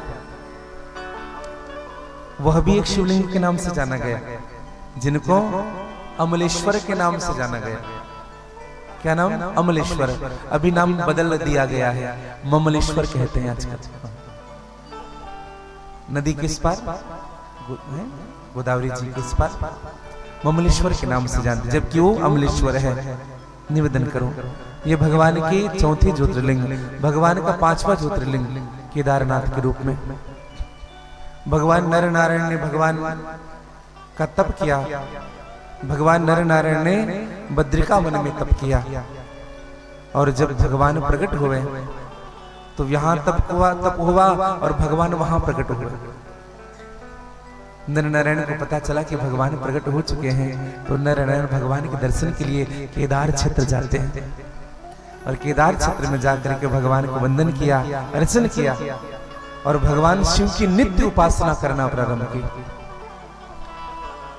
जब कल्प समाप्त हो गया तो नर नारायण प्रभु ने भगवान शिव से कहा, प्रभु कल्प समाप्त होने वाला है। भगवान शिव ने कहा, अब मुझे जाना पड़ेगा। बहुत सुख मिला। ये नर और नारायण कौन है? नारायण ही भगवान नारायण थे, भगवान विष्णु। और ये नर कौन हुए? यही अर्जुन हुए भैया। गीता में स्पष्ट उल्लेख है। हाँ, गीता जी के 5वें अध्याय में इनका उल्लेख मिलेगा आपको। हाँ, तो नर नारायण ये दोनों। तो नर नारायण ने कहा, प्रभु आप मत जाइए ना, इसी स्थान पर, इसी केदार क्षेत्र में आप स्थापित हो जाइए। और उसी स्थान पर भगवान स्थापित हुए। केदार क्षेत्र में होने के कारण भगवान को केदारेश्वर नाम से जाना गया, केदारनाथ के नाम से जाना गया। बोले केदारनाथ भगवान के जय। भगवान भीमा शंकर के नाम से जाने गए। एक ज्योतिर्लिंग है भीमा शंकर। एक निवेदन करूं, ये भीमा शंकर पुणे जिले में महाराष्ट्र में, और दूसरा है असम में, जो कामरूप में है। जो कामरूप में जो भीमा शंकर है, वही ज्योतिर्लिंग के रूप में हम जानते हैं। काम क्षेत्र जिनको कहते हैं, कामरूप असम जिनको कहते हैं। शिव पुराण के कोटि रूपी संहिता में इनकी कथा मिलती है। भीम नाम के एक राक्षस हुए, जिनकी माता का नाम था करकटी। और ये करकटी कौन थी बताएं आपको? भगवान राम ने कुंभकर्ण का वध किया, और कुंभकर्ण के पहले एक विराध नाम के दैत्य का वध किया था। यही विराध की पत्नी है करकटी। जब पता चला कि राम ने तुम्हारे पिता को समाप्त कर दिया, तो कहा, बोले राम जी हैं क्या यहाँ? बोले अभी तो नहीं है, लेकिन बेटा एक बात बताऊं, राम जी को बहुत प्रिय मानने वाले और राम जी के प्रिय शिव रहते हैं। देखो कभी कभी ना किसी को जैसे सताना होता है ना, तो उनके अपनों को सताओ। पिक्चरों में देखते हैं गुंडे ब्लैकमेल कैसे करते हैं, पूरे परिवार को किडनैप कर लेते हैं। उनके बाद हीरो क्या करता है? असहाय हो जाता है बेचारा। ठीक है, आजकल भी होता है। अपनों को कष्ट दो भैया। हाँ। एक निवेदन करूं मैं आपको, कभी भी ना भक्तों के ऊपर कभी अपराध मत करिएगा जीवन में। सबका अपराध करिए, भगवान का भी अपराध करोगे तो भगवान क्षमा कर देंगे, लेकिन भूल से भी भक्तों का अपराध मत हो। अमरीश जी की कथा सुनी है ना आप लोगों ने? भक्तों पर अपराध हुआ। दुर्वासा ऋषि, कहां दुर्वासा ऋषि? महात्यागी दुर्वासा ऋषि। इनको भी भगवान ने जान से मारना चाहा। जीवित नहीं छोड़ूंगा दुर्वासा, मेरे भक्त अमरीश को तुमने सताया है। हाँ, कोई नहीं रखा था भैया दुर्वासा को। बाद में फिर दुर्वासा जी ने क्षमा मांगी। भगवान अहम भक्ता पराधीनम, भगवान भक्तों के अधीन है। और भगवान शिव अपना स्वामी राम जी को मानते हैं, राम जी अपना स्वामी शिव जी को मानते हैं। तो उस दैत्य ने विचार किया, भीम नाम के दैत्य ने, मैं नहीं छोड़ूंगा, जहां जहां शिव की उपासना होती हो उस स्थान को नष्ट कर दूंगा। और एक निवेदन करूं, एक काम रूप देश में एक राजा हुए जिनका नाम है विष्णु। और उसी राजा जो हुए, उनके समाप्त होने के बाद उनके एक पुत्र हुए जिनका नाम हुआ सुतीक्ष्ण। तो एक दिन क्या हुआ, वह जो दैत्य था उसी राजा को उनके हाथ पैर में हथकड़ी बंधा करके अपने कारागार में डलवा दिया। और कारागृह में रख करके उनको खूब त्रास देने लगे। एक समय कुछ महीनों के लिए वह दैत्य बाहर गया। तो यह जो राजा था, सुदक्षिण नाम का जो राजा था, वो अपने जहां रहता था कारागृह में, वहीं भगवान का पार्थिव लिंग बना करके उनका पूजन करने लगा। उनकी भक्ति को देख करके ना जेल के जो सिपाही थे वो भी उनका सहयोग करते थे, कहीं फूल लाना, कहीं जल दे देना। एक बात कहूं, आप ना अपना स्वभाव मत छोड़िएगा जीवन में कभी, आप खुद मत बदलिएगा कभी जीवन में, आप अपने राह पर अच्छे से रहिएगा, अपना स्वभाव मत छोड़िएगा। जो लोग आपको बदलना चाहते हैं ना, वो एक दिन खुद बदल करके आपके पास आएंगे। हाँ। और वह नित्य पूजन करता रहा। एक दिन वह राजा आया, राजा ने देखा यहाँ शिव जी की पूजन चल रही है, जीवित नहीं छोड़ूंगा तुम्हें राजन। खड़ग उठा लिया मारने के लिए, और जैसे मारना चाहा उसी पार्थिव लिंग से भगवान शिव प्रकट होते हैं। और भगवान शिव ने अपने त्रिशूल के नोक से उस भीम नाम के उस राक्षस को मार डाला, समाप्त कर दिया, हताहत कर दिया भैया। भगवान शिव ने उस राक्षस को अपना आशीर्वाद भी प्रदान किया, क्योंकि भगवान शिव मारते नहीं तारते हैं।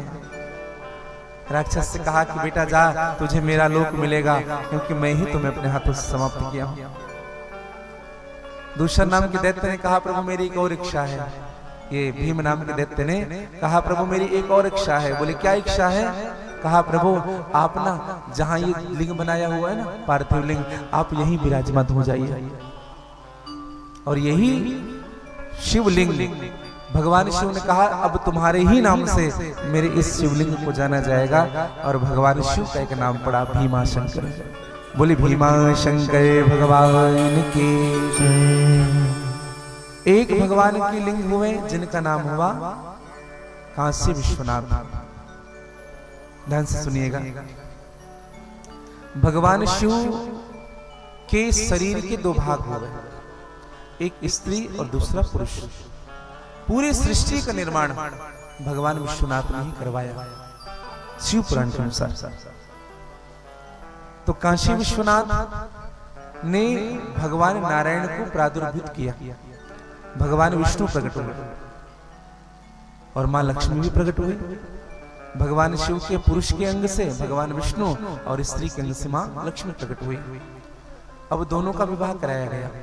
निवेदन करूं, जब दोनों का विवाह हुआ तो दोनों ये विचार करने लगे हमारे माता पिता नहीं है, हमारे माँ बाप कहाँ हैं, और रोने लगे, रुदन करने लगे। और हमारा खुद का कोई निवास नहीं है, कोई स्थान नहीं है।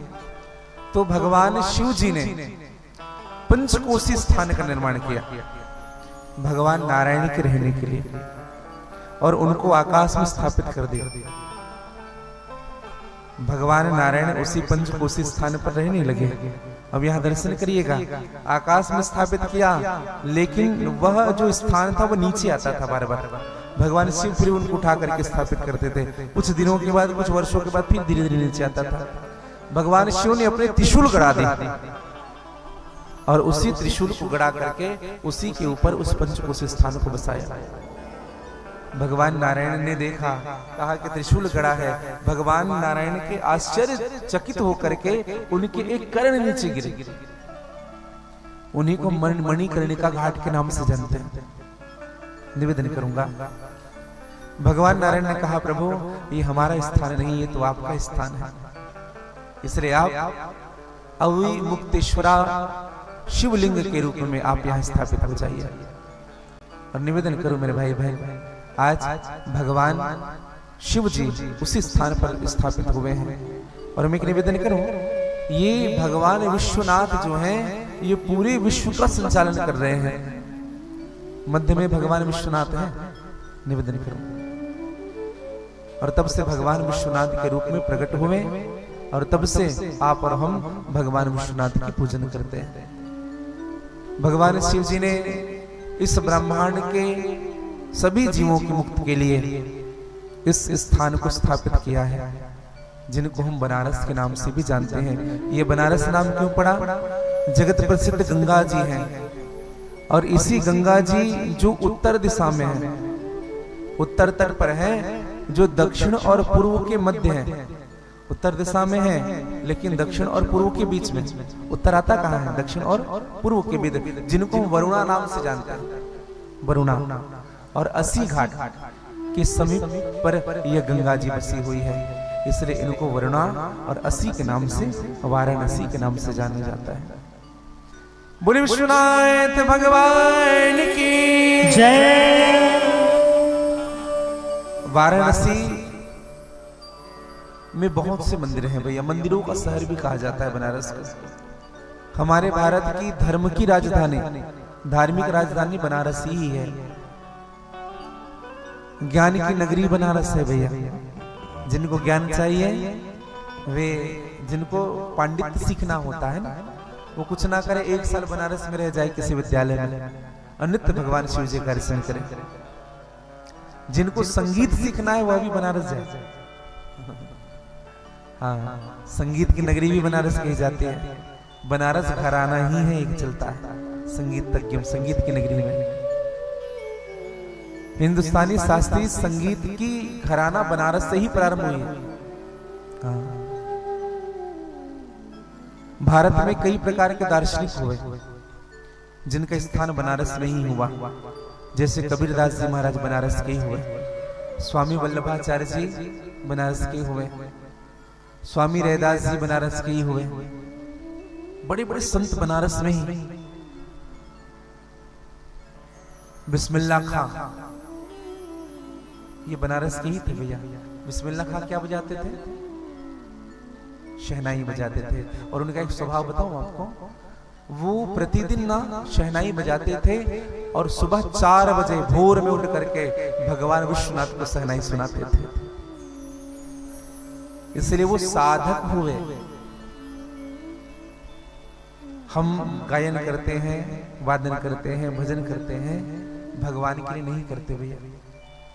बहुत कम होते हैं जो भगवान के लिए करते हैं। हाँ, मुझे तो कभी ऐसा लगता है, बुरा मत मानिएगा, कई लोग ना जूता पहन करके हारमोनियम बजाते हैं, जूता पहन करके तबला बजाते हैं। मैंने कई स्थानों में देखा, जितने इवेंट्स चलते हैं ना उसमें ऑक्टोपैड बजा रहे हैं जूता पहन करके। जूता, एक व्यक्ति फ्लूट बजा रहा है जूता पहन करके, सत्यम शिवम सुंदरम। अब विचार करिएगा, एक सत्य घटना बताओ। हम मुंबई गए हुए थे आज से करीब 8-9 वर्ष पहले।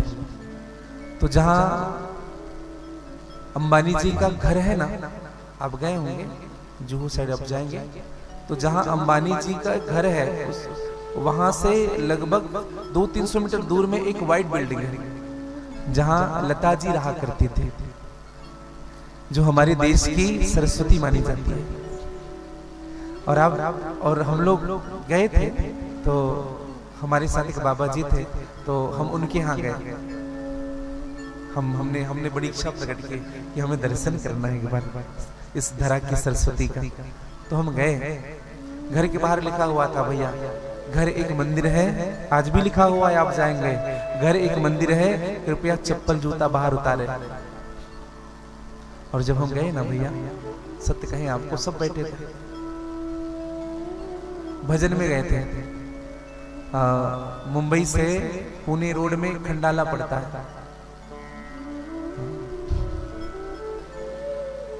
अब हम फिल्म स्टारों का नाम नहीं ले, उर्मिला मातोंडकर जी ने एक मंदिर बनवाया था, तो वहां भजन में गए थे निवेदन करने, जहां श्रेया घोषाल जी भी आई थी। ठाकुर जी ने तबला बजाने का मौका दिया था उनके साथ। निवेदन करो मैं आपको। तो जब हम वहां गए तो इतनी सहज थी, इतनी सहज है वो, कि जब चाय लेकर के आई ना, तो मंगेशकर जी अपने हाथों में चाय ले लीजिए। और मैं एक बात बताऊं, आप लोग को पता भी होगा, हमारे जितने साधक बैठे हैं वो कभी चप्पल पहन करके नहीं गाते थे। चाहे छोटा से छोटा मंच क्यों ना हो, चाहे बड़ा से बड़ा मंच क्यों ना हो, वो प्रणाम करती थी उस मंच का, फिर वहां चढ़ते थे। स्टूडियो में भी रिकॉर्डिंग में चप्पल नहीं पहनते थे, समझिएगा भैया। और मैं तो कहूं, संगीत साधना है। भगवान ने हमें सबसे बड़ा वरदान दिया। सबसे बड़ा वरदान क्या है? भगवान ने हमें संगीत प्रदान किया। हाँ, कभी भी अपने संगीत का दुरुपयोग मत करना मेरे भाई बहन। और जिन जिन ने मां सरस्वती का दुरुपयोग किया है, मां सरस्वती के प्रति अपराध किया है, अपवित्रता का भाव रख करके, वह ज्यादा दिन तक नहीं चले हैं, क्योंकि मां स्वयं से उनको दूर कर दे। बहुत बड़े बड़े कलाकार देखने, आंखों के सामने की घटना है, देखिएगा। जो अभिमान करता था, जो ये करता था, लोग पूछते नहीं उनको। इसलिए ना कभी भी अपने कोई विद्या का अभिमान मत करना मेरे भाई बहन। जीवन में भगवान ने आपको दिया है, आप खूब उनका सुख लीजिए। तो काशी की नगरी संगीत की नगरी है। स्वामी शिवानंद जी का जन्म भी काशी में हुआ, जयशंकर प्रसाद जी का भी जन्म काशी में हुआ, आचार्य रामचंद्र शुक्ल जी का भी जन्म काशी में हुआ, पंडित रविशंकर जी महाराज का भी जन्म काशी में हुआ, पंडित हरि प्रसाद चौरसिया जी का भी जन्म काशी में हुआ, जो बंसी बजाते थे।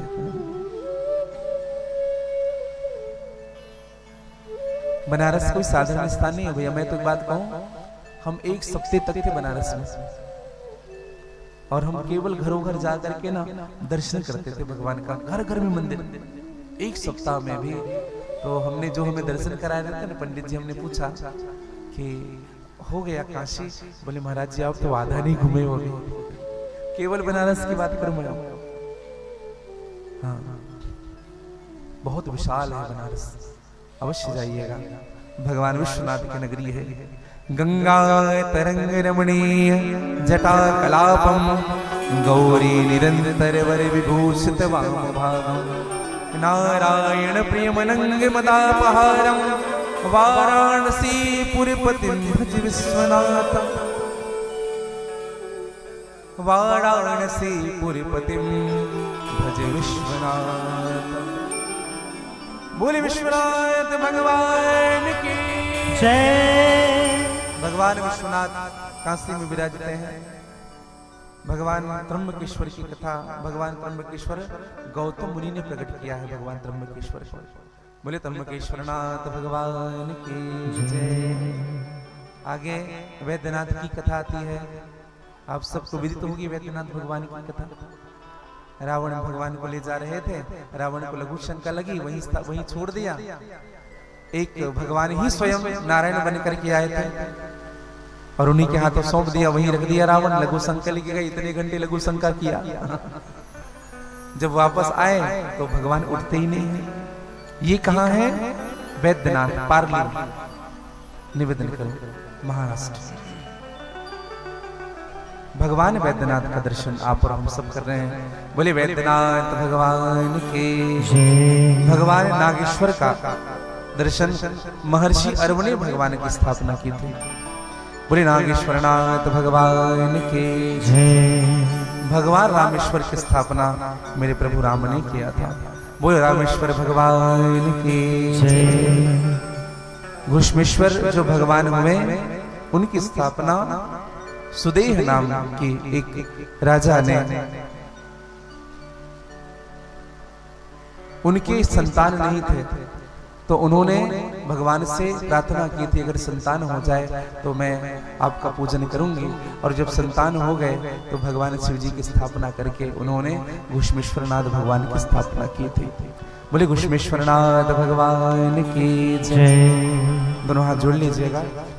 सौराष्ट्रे सोमनाथं च श्रीशैले मल्लिकार्जुनम् उज्जैन्यां महाकाल ओमकार ममलेश्वर परण्यात वैद्यनाथं च डाकिन्या भीमशंकरं सेतुबन्धु रामेशं नागेशं दारुकावने हिमालय तु केदारं च घुष्मेशं च शिवालये एतानि ज्योतिर्लिंगानि सायं प्रातः पठेन्नरः सप्तजन्म कृतं पापं स्मरणीनि विनश्यति। बोले द्वादश ज्योतिर्लिंग भगवान के जय। भगवान द्वादश ज्योतिर्लिंग के रूप में प्रकट होते हैं। आइए 2 मिनट भगवान नाम संकीर्तन करें, फिर निरूपण की कथा आप और हम सब श्रवण करेंगे। ओम नमः शिवाय, ओम नमः शिवाय, नमः शिवाय। ओम नमः शिवाय। ओम नमः शिवाय।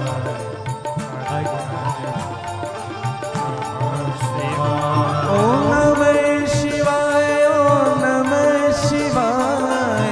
हरे हरे भोले नमः शिवाय। ओम नमः शिवाय। ओम नमः शिवाय। हर हर भोले नमः शिवाय। सोमेश्वराय शिव सोमेश्वराय। हरे हरे भोले नमः शिवाय। सोमेश्वराय शिव सोमेश्वराय। हर हर भोले नमः शिवाय। सोमेश्वराय शिव सोमेश्वराय। हरे हरे भोले नमः शिवाय। सोमेश्वराय शिव सोमेश्वराय। हर हर भोले नमः शिवाय। ओम रामेश्वराय। ओम रामेश्वराय। हरे हरे भोले रामेश्वराय। ओम रामेश्वराय। ओम रामेश्वराय। हर हर भोले नमः शिवाय। ओम भुष्मेश्वराय। ओम भुष्मेश्वराय। हरे हरे भोले नमः शिवाय। ओम विश्वेश्वराय। ओम विश्वेश्वराय। हर हर भोले नमः शिवाय। महाकालेश्वराय। महाकालेश्वराय। हरे हरे भोले नमः शिवाय। महाकालेश्वराय। महाकालेश्वराय। हर हर भोले नमः शिवाय। ओम केदारेश्वराय शिव केदारेश्वराय। हरे हरे भोले नमः शिवाय। केदारेश्वराय। ओम केदारेश्वराय। हर हर भोले नमः शिवाय। ओम विश्वेश्वराय। ओम विश्वेश्वराय। हरे हरे भोले नमः शिवाय। ओम विश्वेश्वराय। ओम विश्वेश्वराय। हर हर भोले नमः शिवाय। ओम वैद्यनाथाय। ओम वैद्यनाथाय। हरे हरे भोले नमः शिवाय। ओम वैद्यनाथाय। ओम वैद्यनाथाय। हर हर भोले नमः शिवाय। मल्लिकार्जुनेश्वराय। मल्लिकार्जुनेश्वराय। हरे हरे भोले नमः शिवाय। मल्लिकार्जुनेश्वराय। ओम ओंकारेश्वराय। ओंकारेश्वराय। हरे हरे भोले नमः शिवाय। ओंकारेश्वराय। ओंकारेश्वराय। हर हर भोले नमः शिवाय। बोले द्वादश ज्योतिर्लिंग भगवान की जय। नमः पार्वती पतये हर हर महादेव। बोले भक्त और भगवान की जय। श्री शिव महारानी के निरूपण की कथा में हम प्रवेश करें। आरती के विषय में बताया गया है। भगवान की आरती हम करते हैं। और ये जो भगवान शिव है ना, ये सदा शिव, मैं निवेदन करूं, ये आरती जो हम गाते हैं, ओम जय शिव ओमकारा, ये भगवान सदाशिव की आरती है। और ये सदाशिव कौन है? उसी सदाशिव में ब्रह्मा है, विष्णु है और महेश है। दर्शन करिएगा। चलिए। ओम जय शिव ओमकारा, स्वामी हरे शिव ओमकारा, ब्रह्मा विष्णु सदा शिव अर्धांगे धारा। ओम हरे हरे हरे। अब कैसे भगवान तीनों हैं? एकानन चतुरानन पंचानन। एकानन कौन? भगवान भगवान विष्णु जी। चतुरानन कौन? ब्रह्मा जी। पंचानन भगवान शिव जी। और हंसासन गरुड़ासन, हंस में ब्रह्मा जी, गरुड़ में विष्णु जी। और वृषभाहन साजे। ओम हरे हरे हरे। अब आप लोग निकाल लीजिएगा। चलिए। दो भुज चार चतुर्भुज, 10 भुज अति सोहे, तीनों रूप निरखता त्रिभुवन जन मोहे। ओम हरे हरे हरे महा। अक्षमाला बनमाला मुंडे माला धार। अक्षमाला मतलब रुद्राक्ष की माला, बनमाला अर्थात ये जो आप धारण करें ये बनमाला है, इनको भगवान विष्णु पहनते हैं। अक्षमाला बनमाला मुंडे माला धारी और चंदन मृग मद सोहे। एक निवेदन करूं, कई लोग क्या कहते हैं बताओ, केशर मृग मद सोहे। केशर और मृग मद एक ही है, केसर को ही मृग मद कहते हैं। तो चंदन क्या है? अष्टगंध चंदन कौन धारण कर रहे हैं? ब्रह्मा जी। और मृगमद अर्थात केसर का तिलक, कस्तूरी तिलकम ललाट पटले, किनके? मेरे नारायण के, मेरे प्रभु के। और चंदन मृगमद सोहे भाले शशिधारी, चंद्रमा भगवान शिव जी धारण करते हैं। श्वेतांबर पीता, अब बताने की जरूरत नहीं है।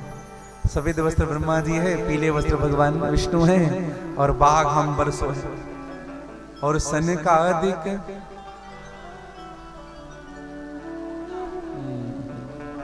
ओम जय शिव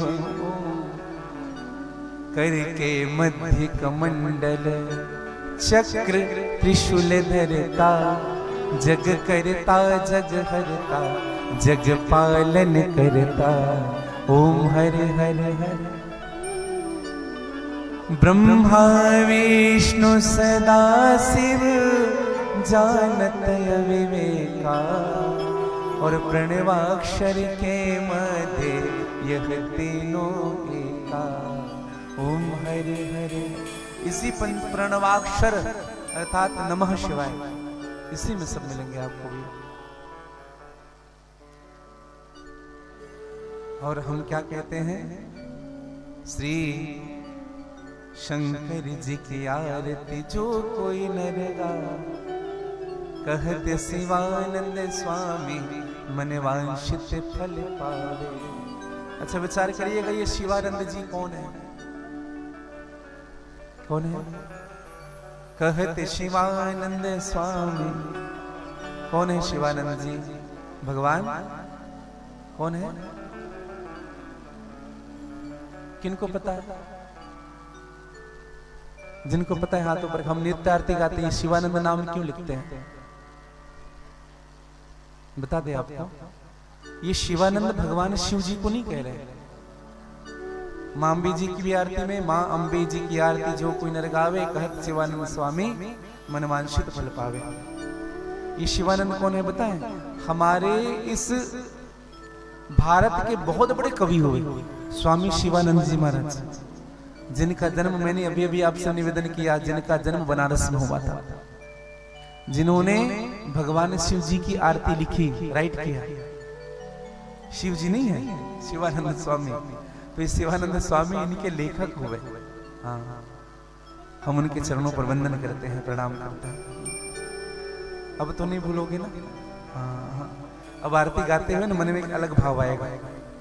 हाँ, इसलिए ना बिल्कुल करना चाहिए भैया। कुछ लोग, एक पंडित जी हमको बता रहे थे कि ये एक जगह गलत लिखा है आरती में। क्या लिखा है? करके मध्य कमंडल, चक्र त्रिशूल धरता। यहां पे लिखना चाहिए था डमरू त्रिशूल धरता। हमने कहा थे आप अभी तक? एक जगह हम गए थे रुद्राभिषेक में, तो पंडित जी हमको चार के सामने बता रहे थे। कभी कभी ना हम अपने आप को श्रेष्ठ बनाने के लिए कुछ भी बोल देते हैं, लेकिन भैया समझ करके और सोच करके अपनी वाणी खोलिएगा, एक दिन फंसना आपको ही पड़ेगा। मेरी विनम्र निवेदन है, आप जब भी कोई बात करें तो बिना शास्त्र के अलावा कोई बात ना करें, शास्त्र सम्मत ही बात करें। हाँ, हमारे पूजनीय दादाजी कहते थे, बेटा शास्त्र हट से हट करके कोई चर्चा मत करना जीवन में। मैं आपके श्री चरणों पर वंदन करता हूँ, प्रणाम करता हूँ। तो ये भगवान के स्वरूप है। 5 स्वरूप बताए गए भगवान के। भगवान शिव का 5 स्वरूप है जो 5 दिशाओं में है। भगवान शिव का एक स्वरूप है जो सद्योजात के नाम से जाना जाता है।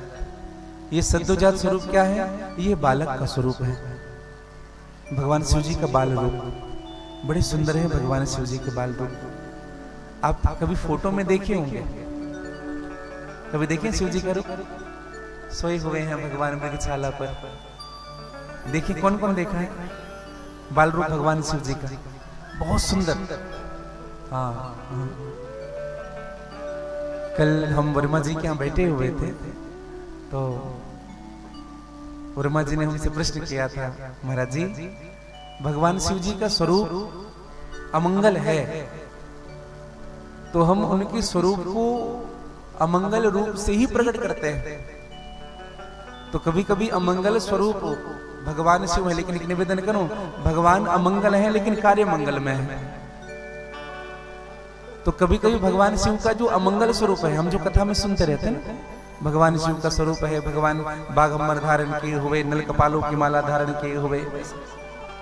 लेकिन एक निवेदन करूं मेरे भाई बहन, भगवान शिव जी का जब विवाह हुआ तो देवताओं की स्त्रियां खूब मुस्कुराती थी।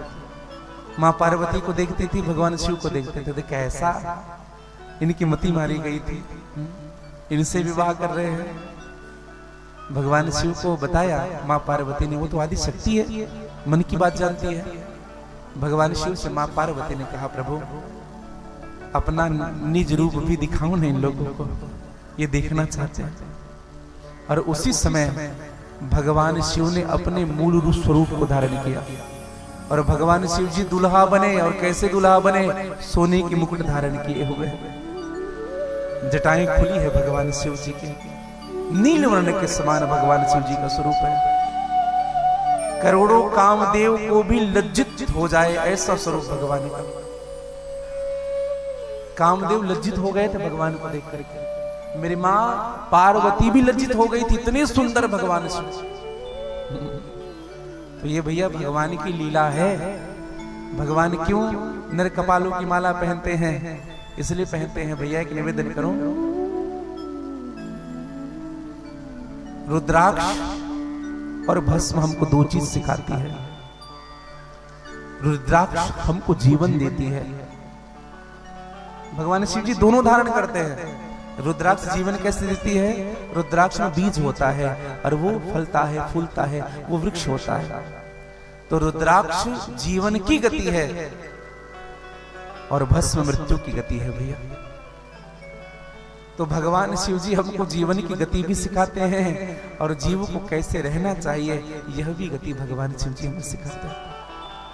निवेदन करो। तो भगवान का एक मुख है पश्चिम की ओर, जो सत्वजात के नाम से जानते हैं। भगवान का दूसरा मुख उत्तर दिशा की ओर है, जो वामदेव के नाम से जाना जाता है, जो विकारों से मुक्त करने वाले। भगवान का दक्षिण मुख भगवान का है, जो अघोर नाम से जाना जाता है। जो निंदित कर्म करने वाले होते हैं, भगवान शिव की उपासना से उनके निंदित कर्म क्षमा हो जाते हैं। उनके निंदित कर्म की शांति होती है, उनको पुण्य की प्राप्ति होती है। पूर्व दिशा में भगवान शिव जी का स्वरूप है, वो तत्पुरुष के नाम से है। ये आत्मा में स्थिर करने वाला है। और भगवान शिव जी का एक स्वरूप है ऊर्ध्व की ओर, ऊर्ध्व ऊपर की ओर। ये भगवान के ईशान्य स्वरूप है। 5 प्रकार के भगवान के स्वरूप बताए गए हैं। ब्रह्मा जी ने तप किया। भगवान शिव मां पार्वती से कहने लगे निरूपण की कथा में, पार्वती ब्रह्मा जी मेरा अनुपम भक्त है, मैं समय समय पर उनको दर्शन देता हूं। ब्रह्मा जी ने मेरा तप किया और एक ब्रह्मा जी ने श्वेत लोहित नामक 19वें कल्प में जो तप किया है, मैंने उनको सद्योजात के नाम से दर्शन दिया। इनमें श्वेत वस्त्रधारी, शिखाधारी, ये जितने बटुक होते हैं ना, भगवान शिव के ही श्वेत सद्योजात नाम के दर्शन से ही पूर्ण फल को प्राप्त करते हैं। दूसरा रक्त नामक 20वें कल्प में भगवान ने रक्त वर्ण के रूप में दर्शन दिया। ब्रह्मा जी ने जो तप किया था,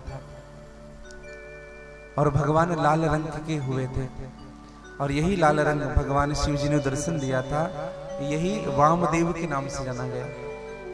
रुद्राभिषेक में जब होता है ना, वामदेवाय नमो, श्रेष्ठाय नमो, रुद्राय नमो, कालाय नमो, कल्पकरणाय नमो, ये रुद्री में पाठ है। भगवान के सहस्त्र नाम लिए जाते हैं। हाँ, तो भगवान का एक नाम है वामदेव। भगवान का एक नाम है तितवासा नामक भगवान 21वें कल्प में ब्रह्मा जी ने तप किया। मैंने आपसे निवेदन भी किया था कि ब्रह्मा जी पीला वस्त्र पीली धोती पहन करके तप कर रहे हैं।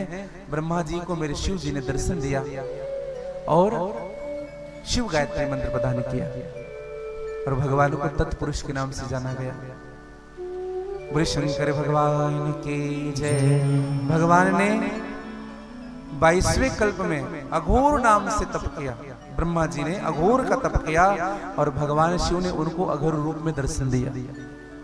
ये अघोर जो अघोरी देखते हैं ना, ये भगवान शिव का ही एक स्वरूप है। भगवान शिव के कई स्वरूप हैं। हाँ, तो एक स्वरूप है भगवान शिव का घोरी नागा साधु। ये भगवान शिव के ही स्वरूप है। निवेदन करो। भगवान शिव का 5वां स्वरूप है जो विश्व रूप के नाम से जानते हैं। 23वें कल्प में ब्रह्मा जी ने अपनी पुत्री को प्राप्त करने के लिए शिव जी का तप किया और ब्रह्मा जी की बेटी हुई जिनका नाम हुआ सरस्वती। और भगवान शिव जी ने मां सरस्वती को संगीत का दान किया है। निनादिवर डमरमयम चकार कंडो तांडवः। भगवान शिव के डमरू से ही संगीत का प्रागट्य हुआ है भैया। और मां सरस्वती को संगीत प्रदान करने वाले मेरे भगवान शिव ही हैं। बोले शंकर भगवान की जय। आइए भगवान के संपूर्ण लीलाओं को आप और हम सब बड़ी भाव के साथ श्रवण करें। दोनों हाथ जोड़ लीजिएगा सभी। श्री शिव महापुराण में 7 संहिताएं हैं। रुद्र संहिता, सतरुद्र संहिता, उमा संहिता, कोटि रुद्र संहिता, कैलाश संहिता, वायु संहिता, ऐसे 7 संहिताएं भगवान शिव की कथा में। देखो निरूपण की कथा हो रही है, आप सभी श्रवण करेंगे। जिन्होंने अभी तक कथा श्रवण नहीं की है वे अगर निरूपण की कथा श्रवण करें तो उनको पूर्ण फल प्राप्त होगा। आंख बंद कर लेंगे। शिव जी के अलौकिक गुणों का वर्णन शिव महापुराण में किया गया है। ब्रह्मा विष्णु जी का प्रागट्य, भगवती सती चरित्र, शिव और राम जी का एकत्व भाव, देवता दुर्वासा, लोमस मुनि, अत्रि, वाल्मीकि की कथा और इन सब की शिव भक्ति शिव महापुराण में बताया गया है। शिव के प्रति दक्ष का द्वेष, सती जी का मोह, नारद जी का मोह, पार्थिव लिंग की पूजन के विधि शिव महापुराण में बताई गई है। पार्वती जी का चरित्र, पार्वती जी का विवाह भगवान शिव जी के साथ, श्याम कार्तिक का जन्म और तारकासुर का वध, ये लीला श्री शिव महापुराण में बताया गया है। गणेश जी का प्राकट्य होना, जालंधर का वृत्तांत, तुलसी जी का वृत्तांत, नरसिंह देव की कथा, शुक्राचार्य जी की शिव उपासना और महामृत्युंजय मंत्र को प्राप्त करना, ये शिव महापुराण की कथा में बताई गई है। भगवान श्री कृष्ण और बाणासुर का युद्ध शिव महापुराण में बताया गया है। काल भैरव की कथा, नंदी की कथा, पिपलाद का जन्म, 12 ज्योतिर्लिंगों की कथा शिव महापुराण में बताई गई है। श्री शिव जी के द्वारा राम और कृष्ण को वरदान देने की कथा श्री शिव महापुराण में बताया गया है। सभी दीपों की कथा, सभी नरकों का वर्णन, अर्धनारीश्वर भगवान की कथा श्री शिव महापुराण में बताया गया है। शिव जी के द्वारा भगवान राम का ध्यान, लिंग बेर का पूजन, युग युग में शिव जी के जन्मों का उल्लेख श्री शिव महापुराण में बताया गया है। श्री शिव महापुराण श्रवण करने वाला नित्य भगवान शिव जी की भक्ति को प्राप्त करता है। श्री शिव महापुराण जो व्यक्ति श्रवण करता है, साक्षात निर्गुण भगवान ही सगुण रूप में जन्म लेकर के आए हैं। भगवान श्री कृष्ण ने भगवान शिव की उपासना की और शिव की उपासना के कारण ही भगवान कृष्ण को संतान की प्राप्ति हुई है। राम जी ने रावण को मारा तो सबसे पहले रामेश्वर की स्थापना की, फिर राम जी ने रावण का वध किया। वाल्मीकि जी ने शिव जी की उपासना की और शिव जी की उपासना का प्रभाव ही हुआ कि वाल्मीकि जी ने रामायण की रचना की। मार्कंडेय जी कल्पांत जीवी हुए महामुनि की पदवी प्राप्त किए, ये शिव कृपा के ही कारण है। भगवान विष्णु जी को चक्र सुदर्शन देने वाले भी भगवान शिव ही हैं। सीता जी ने भगवान शिव से ही आराधना की और भगवान शिव की कृपा से ही भगवान राम को पति के रूप में प्राप्त किया। परशुराम जी ने क्षत्रिय वध किया है, 21 बार क्षत्रियों से विहीन कर दिया इस पृथ्वी को, महापाप हो गया था। परशुराम जी महाकाल वन में जाकर के भगवान जटेश्वर महादेव जी की उपासना की, जिनसे परशुराम जी के सभी पाप समाप्त हो गए। महाकवि कालिदास ने अपने महाकाव्य रघुवंश में मंगलाचरण में कहा है, जगतः पितरौ वंदे पार्वती परमेश्वर। इस जगत के अगर कोई पिता है तो भगवान महादेव ही हैं। मेघदूत गीत काव्य में भी भगवान शिव की ही चरित्र का उल्लेख श्री कालिदास जी ने किया है। कुमार संभव नामक महाकाव्य में भी अनेकों श्लोक भगवान शिव जी के ही लिखे हुए हैं। ज्योतिष शास्त्र के अंतर्गत नवग्रहों की महादशाओं में, अंतरदशाओं में, अनिष्ट कारक योगों में, स्वास्थ्य हानि या अपनों से वियोग में या अल्प मृत्यु में आदि अनिष्ट कार्यों में महामृत्युंजय मंत्र का जप और शिव सहस्रनाम के जप करने से उस जीव के सभी संकट मिट जाते हैं। भगवान शिव की कथा जो श्रवण करता हो उस व्यक्ति की कभी अधोगति नहीं होती। जो भगवान शिव की कथा श्रवण करने आता है उनके हर पग में अश्वमेध यज्ञ करने का फल प्राप्त होता है। आइए भगवान शिव की इस चरित्र को आप और हम सब श्रवण कर रहे हैं। कथा की पूर्णता के लिए आप सभी हाथ जोड़ लीजिएगा और मेरे साथ आप सब कहेंगे,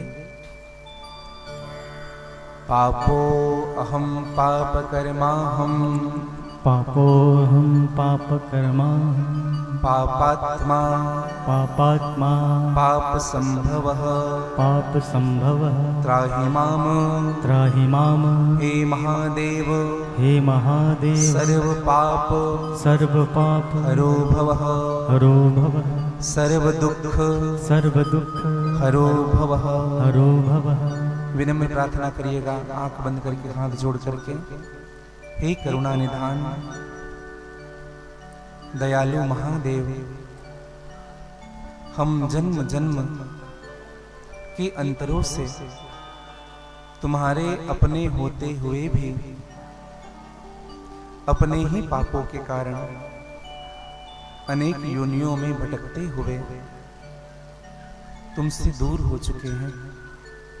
हम जानते हैं कि हमारे पाप अनंत हैं, लेकिन हम यह भी जानते हैं तुम्हारी करुणा भी अनंत है। हम अपने साधन के बल पर आपको नहीं पा सकते, अतः हे देव, आप अपनी कृपा के बल पर हमें अपना तो सकते हैं। इसी विश्वास का सहारा लेकर हम आपके शरण आए हैं। हमें अपने चरणों में स्थान दो, सद्बुद्धि दो, सद्मार्ग दो। हम अपने माता पिता, इष्ट और सद्गुरु की सेवा करें, यही श्री चरणों में हम सबकी हमारी विनम्र प्रार्थना है, विनम्र प्रार्थना है, विनम्र प्रार्थना है। बोले विश्वनाथ भगवान की जय। कथा की आज पूर्णता हुई। मैं भगवान से प्रार्थना करूं कि हे नाथ, आपकी कृपा से श्री शिव महापुराण का यह पवित्र आयोजन सुश्री मीना अग्रवाल जी, श्रीमती रामबाई अजय कुमार वर्मा जी, श्रीमती गायत्री वर्मा, श्री मनोज कुमार वर्मा जी, आपने मिल करके पंडरी नगर में श्री शिव महापुराण का यह विशाल आयोजन बड़े ही समर्पण के साथ कराया। मैं भगवान महादेव से प्रार्थना करता हूं कि हे नाथ, इन परिवारों के ऊपर और जितने भी मेरे श्रोतावृंद यहाँ आपकी कथा श्रवण करने आए हैं, जिनकी जैसी श्रद्धा रही होगी, हे महादेव, आप उनके अनुरूप उनको फल प्रदान करें, आप उन पर कृपा करें। भगवान शिव की कथा का विश्राम दिवस आज 7 दिन कैसे गुजरे हमें पता नहीं चला, और आप सबने भगवान शिव के चरणों में इतना प्रेम लुटाया। मैं धन्यवाद ज्ञापित करूं सुश्री मीना अग्रवाल जी को। मैं कल घर गया था, जितनी सहज आप दिखती हैं उससे कहीं अधिक निर्मल आपका हृदय है, और सहज और सरल हृदय में ही भगवान विराजते हैं। कल माता जी भी कहते हुए अश्रुपात होने लगे थे कि महाराज जी, ये कैसे बीत गया ये दिन, पता ही नहीं चला।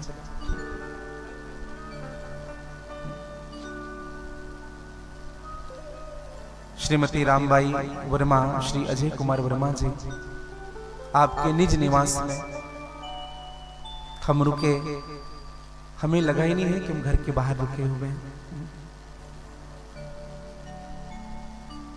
जो वस्तु, कोई भी वस्तु मांगनी नहीं पड़ती थी भैया। आप बार बार कहते थे कि एक परिवार मिल गया, सत्य कहूँ आपको, और ये आपकी जो पूरी महिला मंडल, हमें तो अपना परिवार ही लगता है।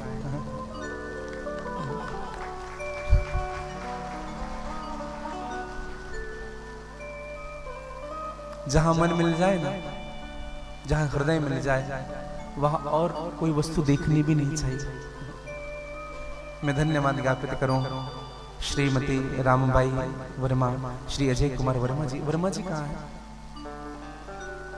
जय जय। वो सच में हनुमान जी हैं, छुप के रहते हैं, सामने कभी नहीं आते। सब करेंगे लेकिन सामने नहीं आते। बड़ी महानता है आपकी। और श्रीमती गायत्री वर्मा, श्री मनोज कुमार वर्मा जी, आप लोग नहीं होते तो मैं यहाँ कहाँ होता। क्या कहूँ मैं, सूत्रधार कहूँ या, मुझे बड़ी प्रसन्नता है कि आप सबका हृदय निर्मल है, आप सबका चित्त निर्मल है। मेरे महादेव कृपा करके रखे, आपकी बुद्धि निर्मल बनी रहे, आपका चित्त निर्मल बना रहे, नित्य भगवान की सेवा आपके हाथों से सदैव होता रहे। और मेरे सभी श्रोताओं के विषय में मैं एक बात कहूं, कथाएं तो बहुत होती है, श्रोता भी बहुत मिलते हैं, लेकिन आप लोग जैसे बहुत कम मिलते हैं भैया। हाँ, खूब आनंद के साथ आप सबने भगवान की कथा का श्रवण किया। अभी तो मैं वक्ता तो नहीं हूं, जिम बालक तो तरी कर बाता। जैसे सागर के जल को एक कटोरी में भरने का प्रयास कोई बालक करता है, बस वही दशा मेरी है। बस मैं भगवान से ही कहूंगा कि सभी विधियों में हीन होकर भी भगवान ने मुझे संत समागम दिया। धन्य धन्य अति धन्य में, यद्यपि सब विधिहीन, निज जन जानी राम मोहि संत समागम दिन। मन से, वचन से, कर्म से अगर मुझसे कोई भूल हुई हो तो मेरे महादेव मुझे क्षमा करे, श्री हनुमान जी महाराज क्षमा करे, सदगुरुदेव मुझे क्षमा करे। और कथा के मध्य में या कथा कहते हुए अगर मेरी वाणी आप सभी माताओं को या जितने भी मेरे श्रोता है, किसी को कुछ बातें अच्छी नहीं लगी हो मेरी ओर से या मेरे पूरी टीम की ओर से, क्योंकि ये मेरे परिवार है, तो आप उनको ध्यान नहीं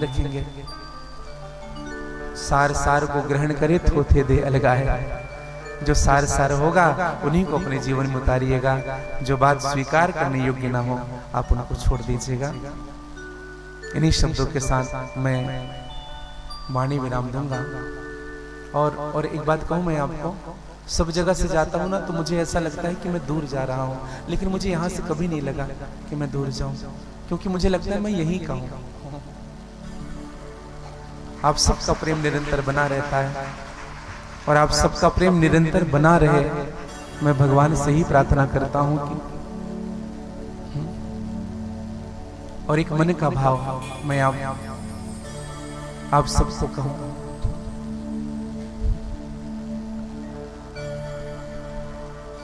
मेरे साथ कह लीजिएगा। जीवन में सत्संग ही है जो बड़ी कठिनता से मिलता है भैया, और एक दिन तो सबको जाना ही है। सुख पाता रहा जो सदा जग में, उसी आखिर में दुख पाना पड़ा। पछताया नहीं जो कभी भी कहीं, उसी आखिर में पछताना पड़ा। कोई फूल बाग में न ऐसा खिला, खिलके न जिसे मुरझाना पड़ा। और विधि का अटल विधान यही, जिसे आना पड़ा उसे जाना पड़ा। ये तो विधि का विधान है, ये विधाता का अटल नियम है भैया। जो आया है उनको एक दिन जाना ही पड़ता है। और बस मैं तो यही कहूं, क्योंकि वर्मा जी ने श्रीफल कर ही दिया है, अब डेट सुनिश्चित होना है। और आप सबको उन्होंने कहा था कि महाराज जी सबको आमंत्रण करिएगा। अब डेट अभी नहीं मिला है, जब जिस डेट मिलेगी आप सबको पता चल जाएगा। और विश्वास से कहिएगा, हम सब मिलेंगे एक बार, हम सब मिलेंगे एक बार। आए आज विदाई भोलेनाथ की, हम सब मिलेंगे एक बार। 7 दिनों में प्रेम मिला है इतना, कैसे भुलाए।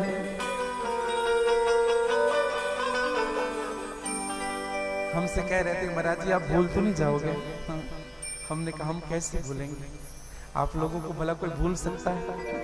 पंडरी को कोई भूल सकता है, काली नगर को कोई भूल सकता है, आप सबको कोई भूल नहीं सकता भैया। मैं ही नहीं, कोई भी कथावाचक आ जाए कभी नहीं भूलेगा आप लोगों को। 7 दिनों में प्रेम मिला है इतना, कैसे भुलाए।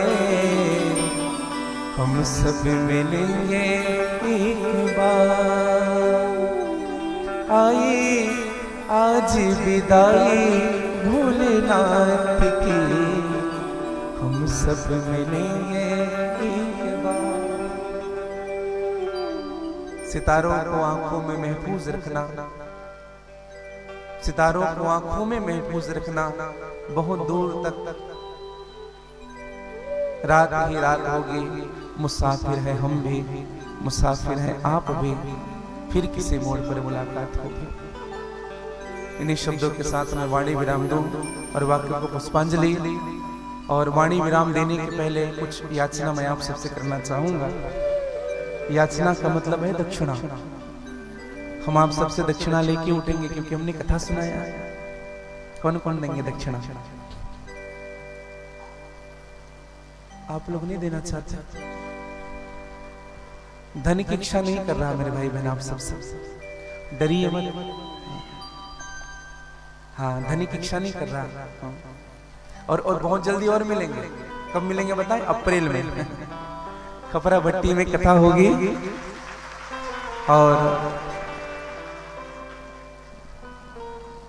और कथा कहाँ होगी बताएं आपको? शमशान घाट में। हम झूठ नहीं बोल रहे हैं आपको। सबकी मुक्ति करने की सोचिए खपरा भट्टी वालों ने। एक साथ सबका कल्याण हो जाए। गुरुदेव एक बार कथा हुआ तो आप सबको मैं समस्त महिला मंडल की ओर से आमंत्रण प्रेषित करता हूँ। आप सभी अवश्य पधारे। 3 अप्रैल से कथा होनी है। 3 3 अप्रैल से कथा होगी, आप सभी पधारे और अवश्य आइएगा। भगवान की कथा में आप और हम सब पुनः गोते लगाएंगे। तो मैं आप सबसे कुछ दक्षिणा ले रहा हूँ, आप मुझे जरूर दीजिएगा। धन की इच्छा नहीं कर रहा, धन मत दीजिए, हाँ धन मत दीजिएगा, धर्म दीजिएगा। मेरी पहली दक्षिणा आप सबसे रहेगी। पहली दक्षिणा ध्यान से सुनेंगे। पहली दक्षिणा आप सबसे, आप ना प्रतिदिन उठ करके अपने से बड़ों का प्रणाम करना प्रारंभ कर दीजिएगा। माता पिता का प्रणाम करना, सुबह उठ करके माता पिता का प्रणाम करिए, बड़े भाई का प्रणाम करिए, पति का प्रणाम करिए, बड़ी बहन का प्रणाम करिए। ये दक्षिणा कौन कौन दे रहे हैं हमें? जय जय जय। मेरी दूसरी दक्षिणा आप सबसे रहेगी। अब सनातनी है ना, कौन कौन है? सब है। तो जब सब है तो सनातनी दिखना भी जरूरी है। माथे में तिलक जरूर लगाना भैया, सब लगाइए चेहरे में, लेकिन तिलक जरूर लगाइएगा। तिलक से ही हमारा चेहरा सुंदर होता है। और कैसे तिलक लगाए बताएं आपको? अलग से मत लगाइएगा, भगवान को लगाया हुआ ही जूठन तिलक अपने माथे पर लगाइएगा। कौन कौन दे रहे हैं दक्षिणा? और अपने बच्चों को भी तिलक लगा करके स्कूल भेजिएगा। आप जितने सनातनी हैं सबसे मेरा निवेदन है कि जितने भी माताएं अपने बच्चों को स्कूल भेज रही है, बिना तिलक लगाए मत भेजिएगा। ये दक्षिणा कौन कौन दे रहे हैं? ये दक्षिणा भी है और वचन भी है आप सबका। मेरी प्रार्थना रहेगी। मेरी तीसरी दक्षिणा रहेगी, अब जब फोन पकड़े ना तो हाय हेलो नहीं बोलना। हाँ, क्या कहना? राधे राधे कहना या जय जय श्री राम कहना, भगवान का नाम लेना। कौन कौन दे रहा है दक्षिणा? ताकि फोन जब आए तो पता लग जाए कालीनगर पंडरी में फोन लगा होगा। मेरी चौथी दक्षिणा आप सबसे रहेगी। जो मांस खाता है, जो शराब पीता है, जितने भी मांस खाने वाले हैं, जितने भी शराब पीने वाले हैं, वो शराब का त्याग कर दे और मांस छोड़ दे।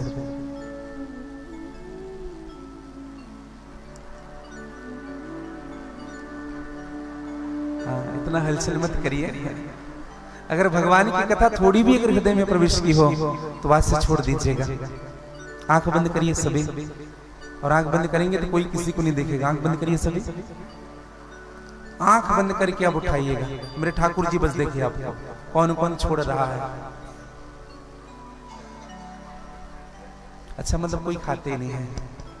वाह, धन्यवाद आप सबको। मत लीजिएगा मेरे भाई भाई, ये मेरी दक्षिणा है। मेरी पांचवी दक्षिणा आप सबसे रहेगी। आज धर्मांतरण की बवारी चल रही है पूरे देश में। मेरे भाई बहन, कोई कितना भी प्रलोभन दे आपको, कोई कितना भी लालच दे आपको, आप अपना सनातन धर्म नहीं छोड़ेंगे। फ्री में चिकित्सा मिल रहा हो, फ्री में मिल रहा हो, मत लीजिए फ्री में। हमारे बाप दादा ने 700-800 वर्ष पहले सर कटाना स्वीकार किया, लेकिन अपना धर्म परिवर्तन नहीं किया। अगर उस समय धर्म परिवर्तन कर दिए होते तो हमारा अस्तित्व नहीं होता। दक्षिणा कौन कौन दे रहा है? हाथ ऊपर करिए सभी, मुट्ठी बांधिएगा, मेरे साथ कह लीजिएगा। आज हम, थोड़ा जोर से कहिए, आज हम संकल्प लेते हैं अपने धर्म का त्याग कभी नहीं करेंगे, प्राण दे देंगे, सनातन धर्म को नहीं छोड़ेंगे, नहीं छोड़ेंगे, नहीं छोड़ेंगे। बोले भारत देश की जय, बोले सनातन धर्म की जय। और मेरी और दक्षिणा रहेगी उन मेरी सभी बहनों से जिनके विवाह नहीं हुए। बहनों, जिनकी शादी नहीं हुई, उन बहनों से मेरी विनम्र प्रार्थना है, बहनों कैसी भी स्थिति हो, कभी भी दूसरे धर्म में शादी मत करना। दूसरे धर्म को स्वीकार मत करना। सनातनी हो, सनातनी बने रहना। नहीं तो आज हिंदू धर्म से हमारी बहन बेटियों को दूसरे धर्म वाले प्रलोभन देकर के ले जा रहे हैं। भले ही पति 10,000 कमाता हो, भले ही उतना सुंदर ना हो, लेकिन जो चरित्रवान हो उन्हीं से विवाह करना मेरे भाई। सभी बहनों से प्रार्थना, जो पिता कन्यादान नहीं करता है वो पिता नरक जाता है, ऐसा शास्त्र कहता है। अपने पिता को नरक जाने से बचा ले, नहीं तो 4 दिन की यारी प्यारी के चक्कर में हम अपने माँ बाप को भूल जाते हैं। निवेदन करूं आप सबसे, जो अविवाहित हैं, जितने मेरी बहन हैं, वो आप मुझे आज ये वचन दीजिएगा।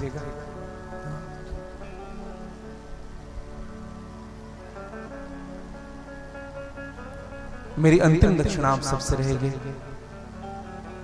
और दक्षिणा यही रहेगी भैया कि जिन्होंने चैनल को सब्सक्राइब नहीं किया है श्री नारायण महाराज जी के नाम से, वो चैनल को सब्सक्राइब कर लीजिएगा। ताली नहीं बजाना है, सब्सक्राइब करना है। और इन्हीं शब्दों के साथ हमारे विराम दो। आप सबका जीवन भगवान की कृपा से महकता रहे, आप सबका जीवन भगवान के चरणों में निरंतर बना रहे। और आभार प्रदर्शन के लिए हो जाएगी दक्षिणा लेके ही जाएंगे। हाँ, आप किसी को भेज दीजिए यही, या आप स्वयं आ जाइए। हाँ वर्मा जी, हाँ यजमान परिवार में से आभार प्रदर्शन के लिए कोई एक आ जाइए। श्री अजय कुमार वर्मा जी आइए। आप शिक्षक हैं,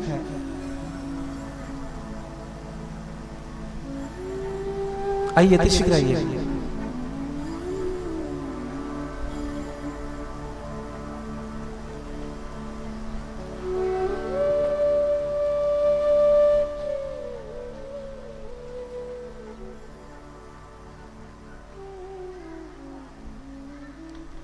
बोलिए भक्तवत्सल भगवान की जय।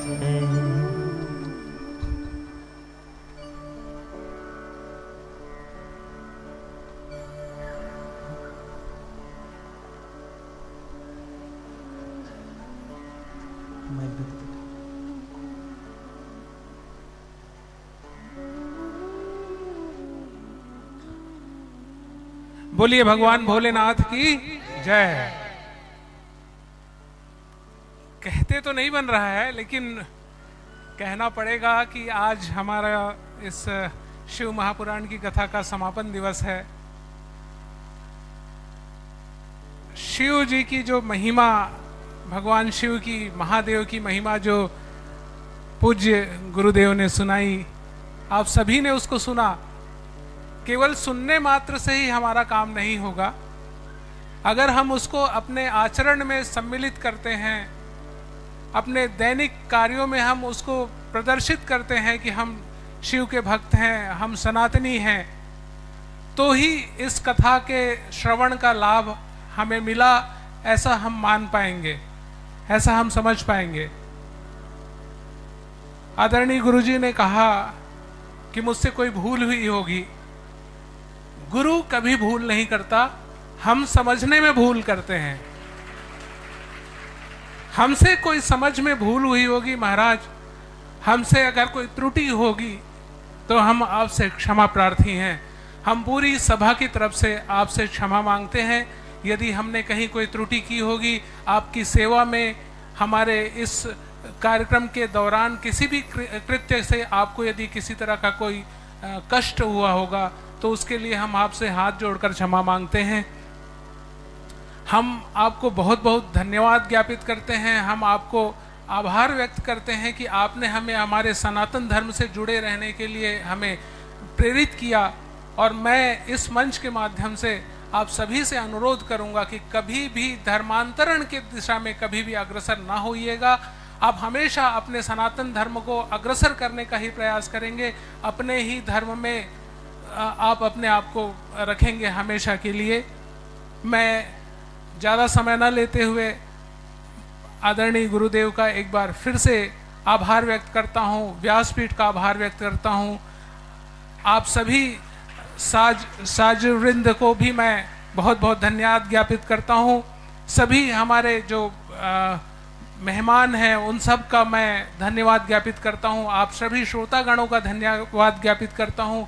और सबसे बड़ा मुझे धन्यवाद ज्ञापित करना है इस मंच को, जो कि विश्व हिंदू परिषद कार्यालय में स्थित है, उनको प्रदान करने वाले विश्व हिंदू परिषद के कार्यकर्ताओं को, उनको मैं धन्यवाद ज्ञापित करता हूं कि उन्होंने इस मंच को हमें प्रदान किया और जिसके कारण से हम इतने अच्छे तरीके से इस कार्य को संपादित कर पाए।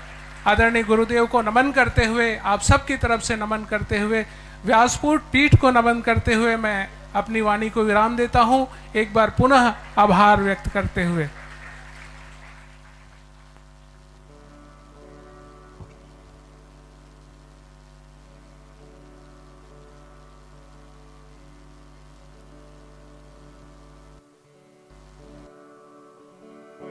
बोलिए काशी विश्वनाथ भगवान की जय।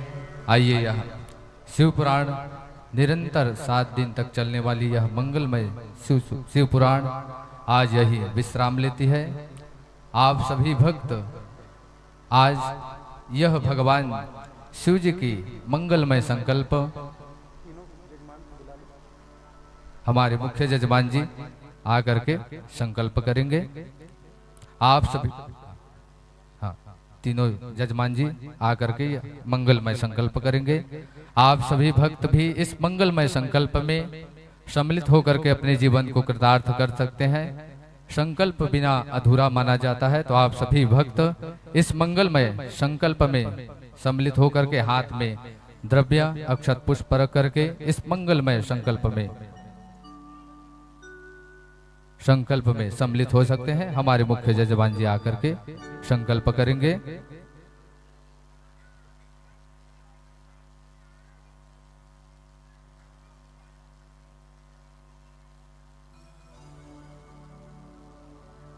बोध रामचंद्र जी भैया जहां कहीं पर भी हो, आशीर्वाद के लिए व्यास मंच पर आकर के आशीर्वाद प्राप्त करेंगे पूज्य गुरुदेव भगवान से। आइए हम सब भक्त इस मंगलमय संकल्प को अग्रसर करेंगे। आप सभी भक्त भी इस मंगलमय संकल्प में सम्मिलित होकर के अपने जीवन को कृतार्थ करेंगे। आइए इस मंगलमय संकल्प में सम्मिलित हो। हरि ओम।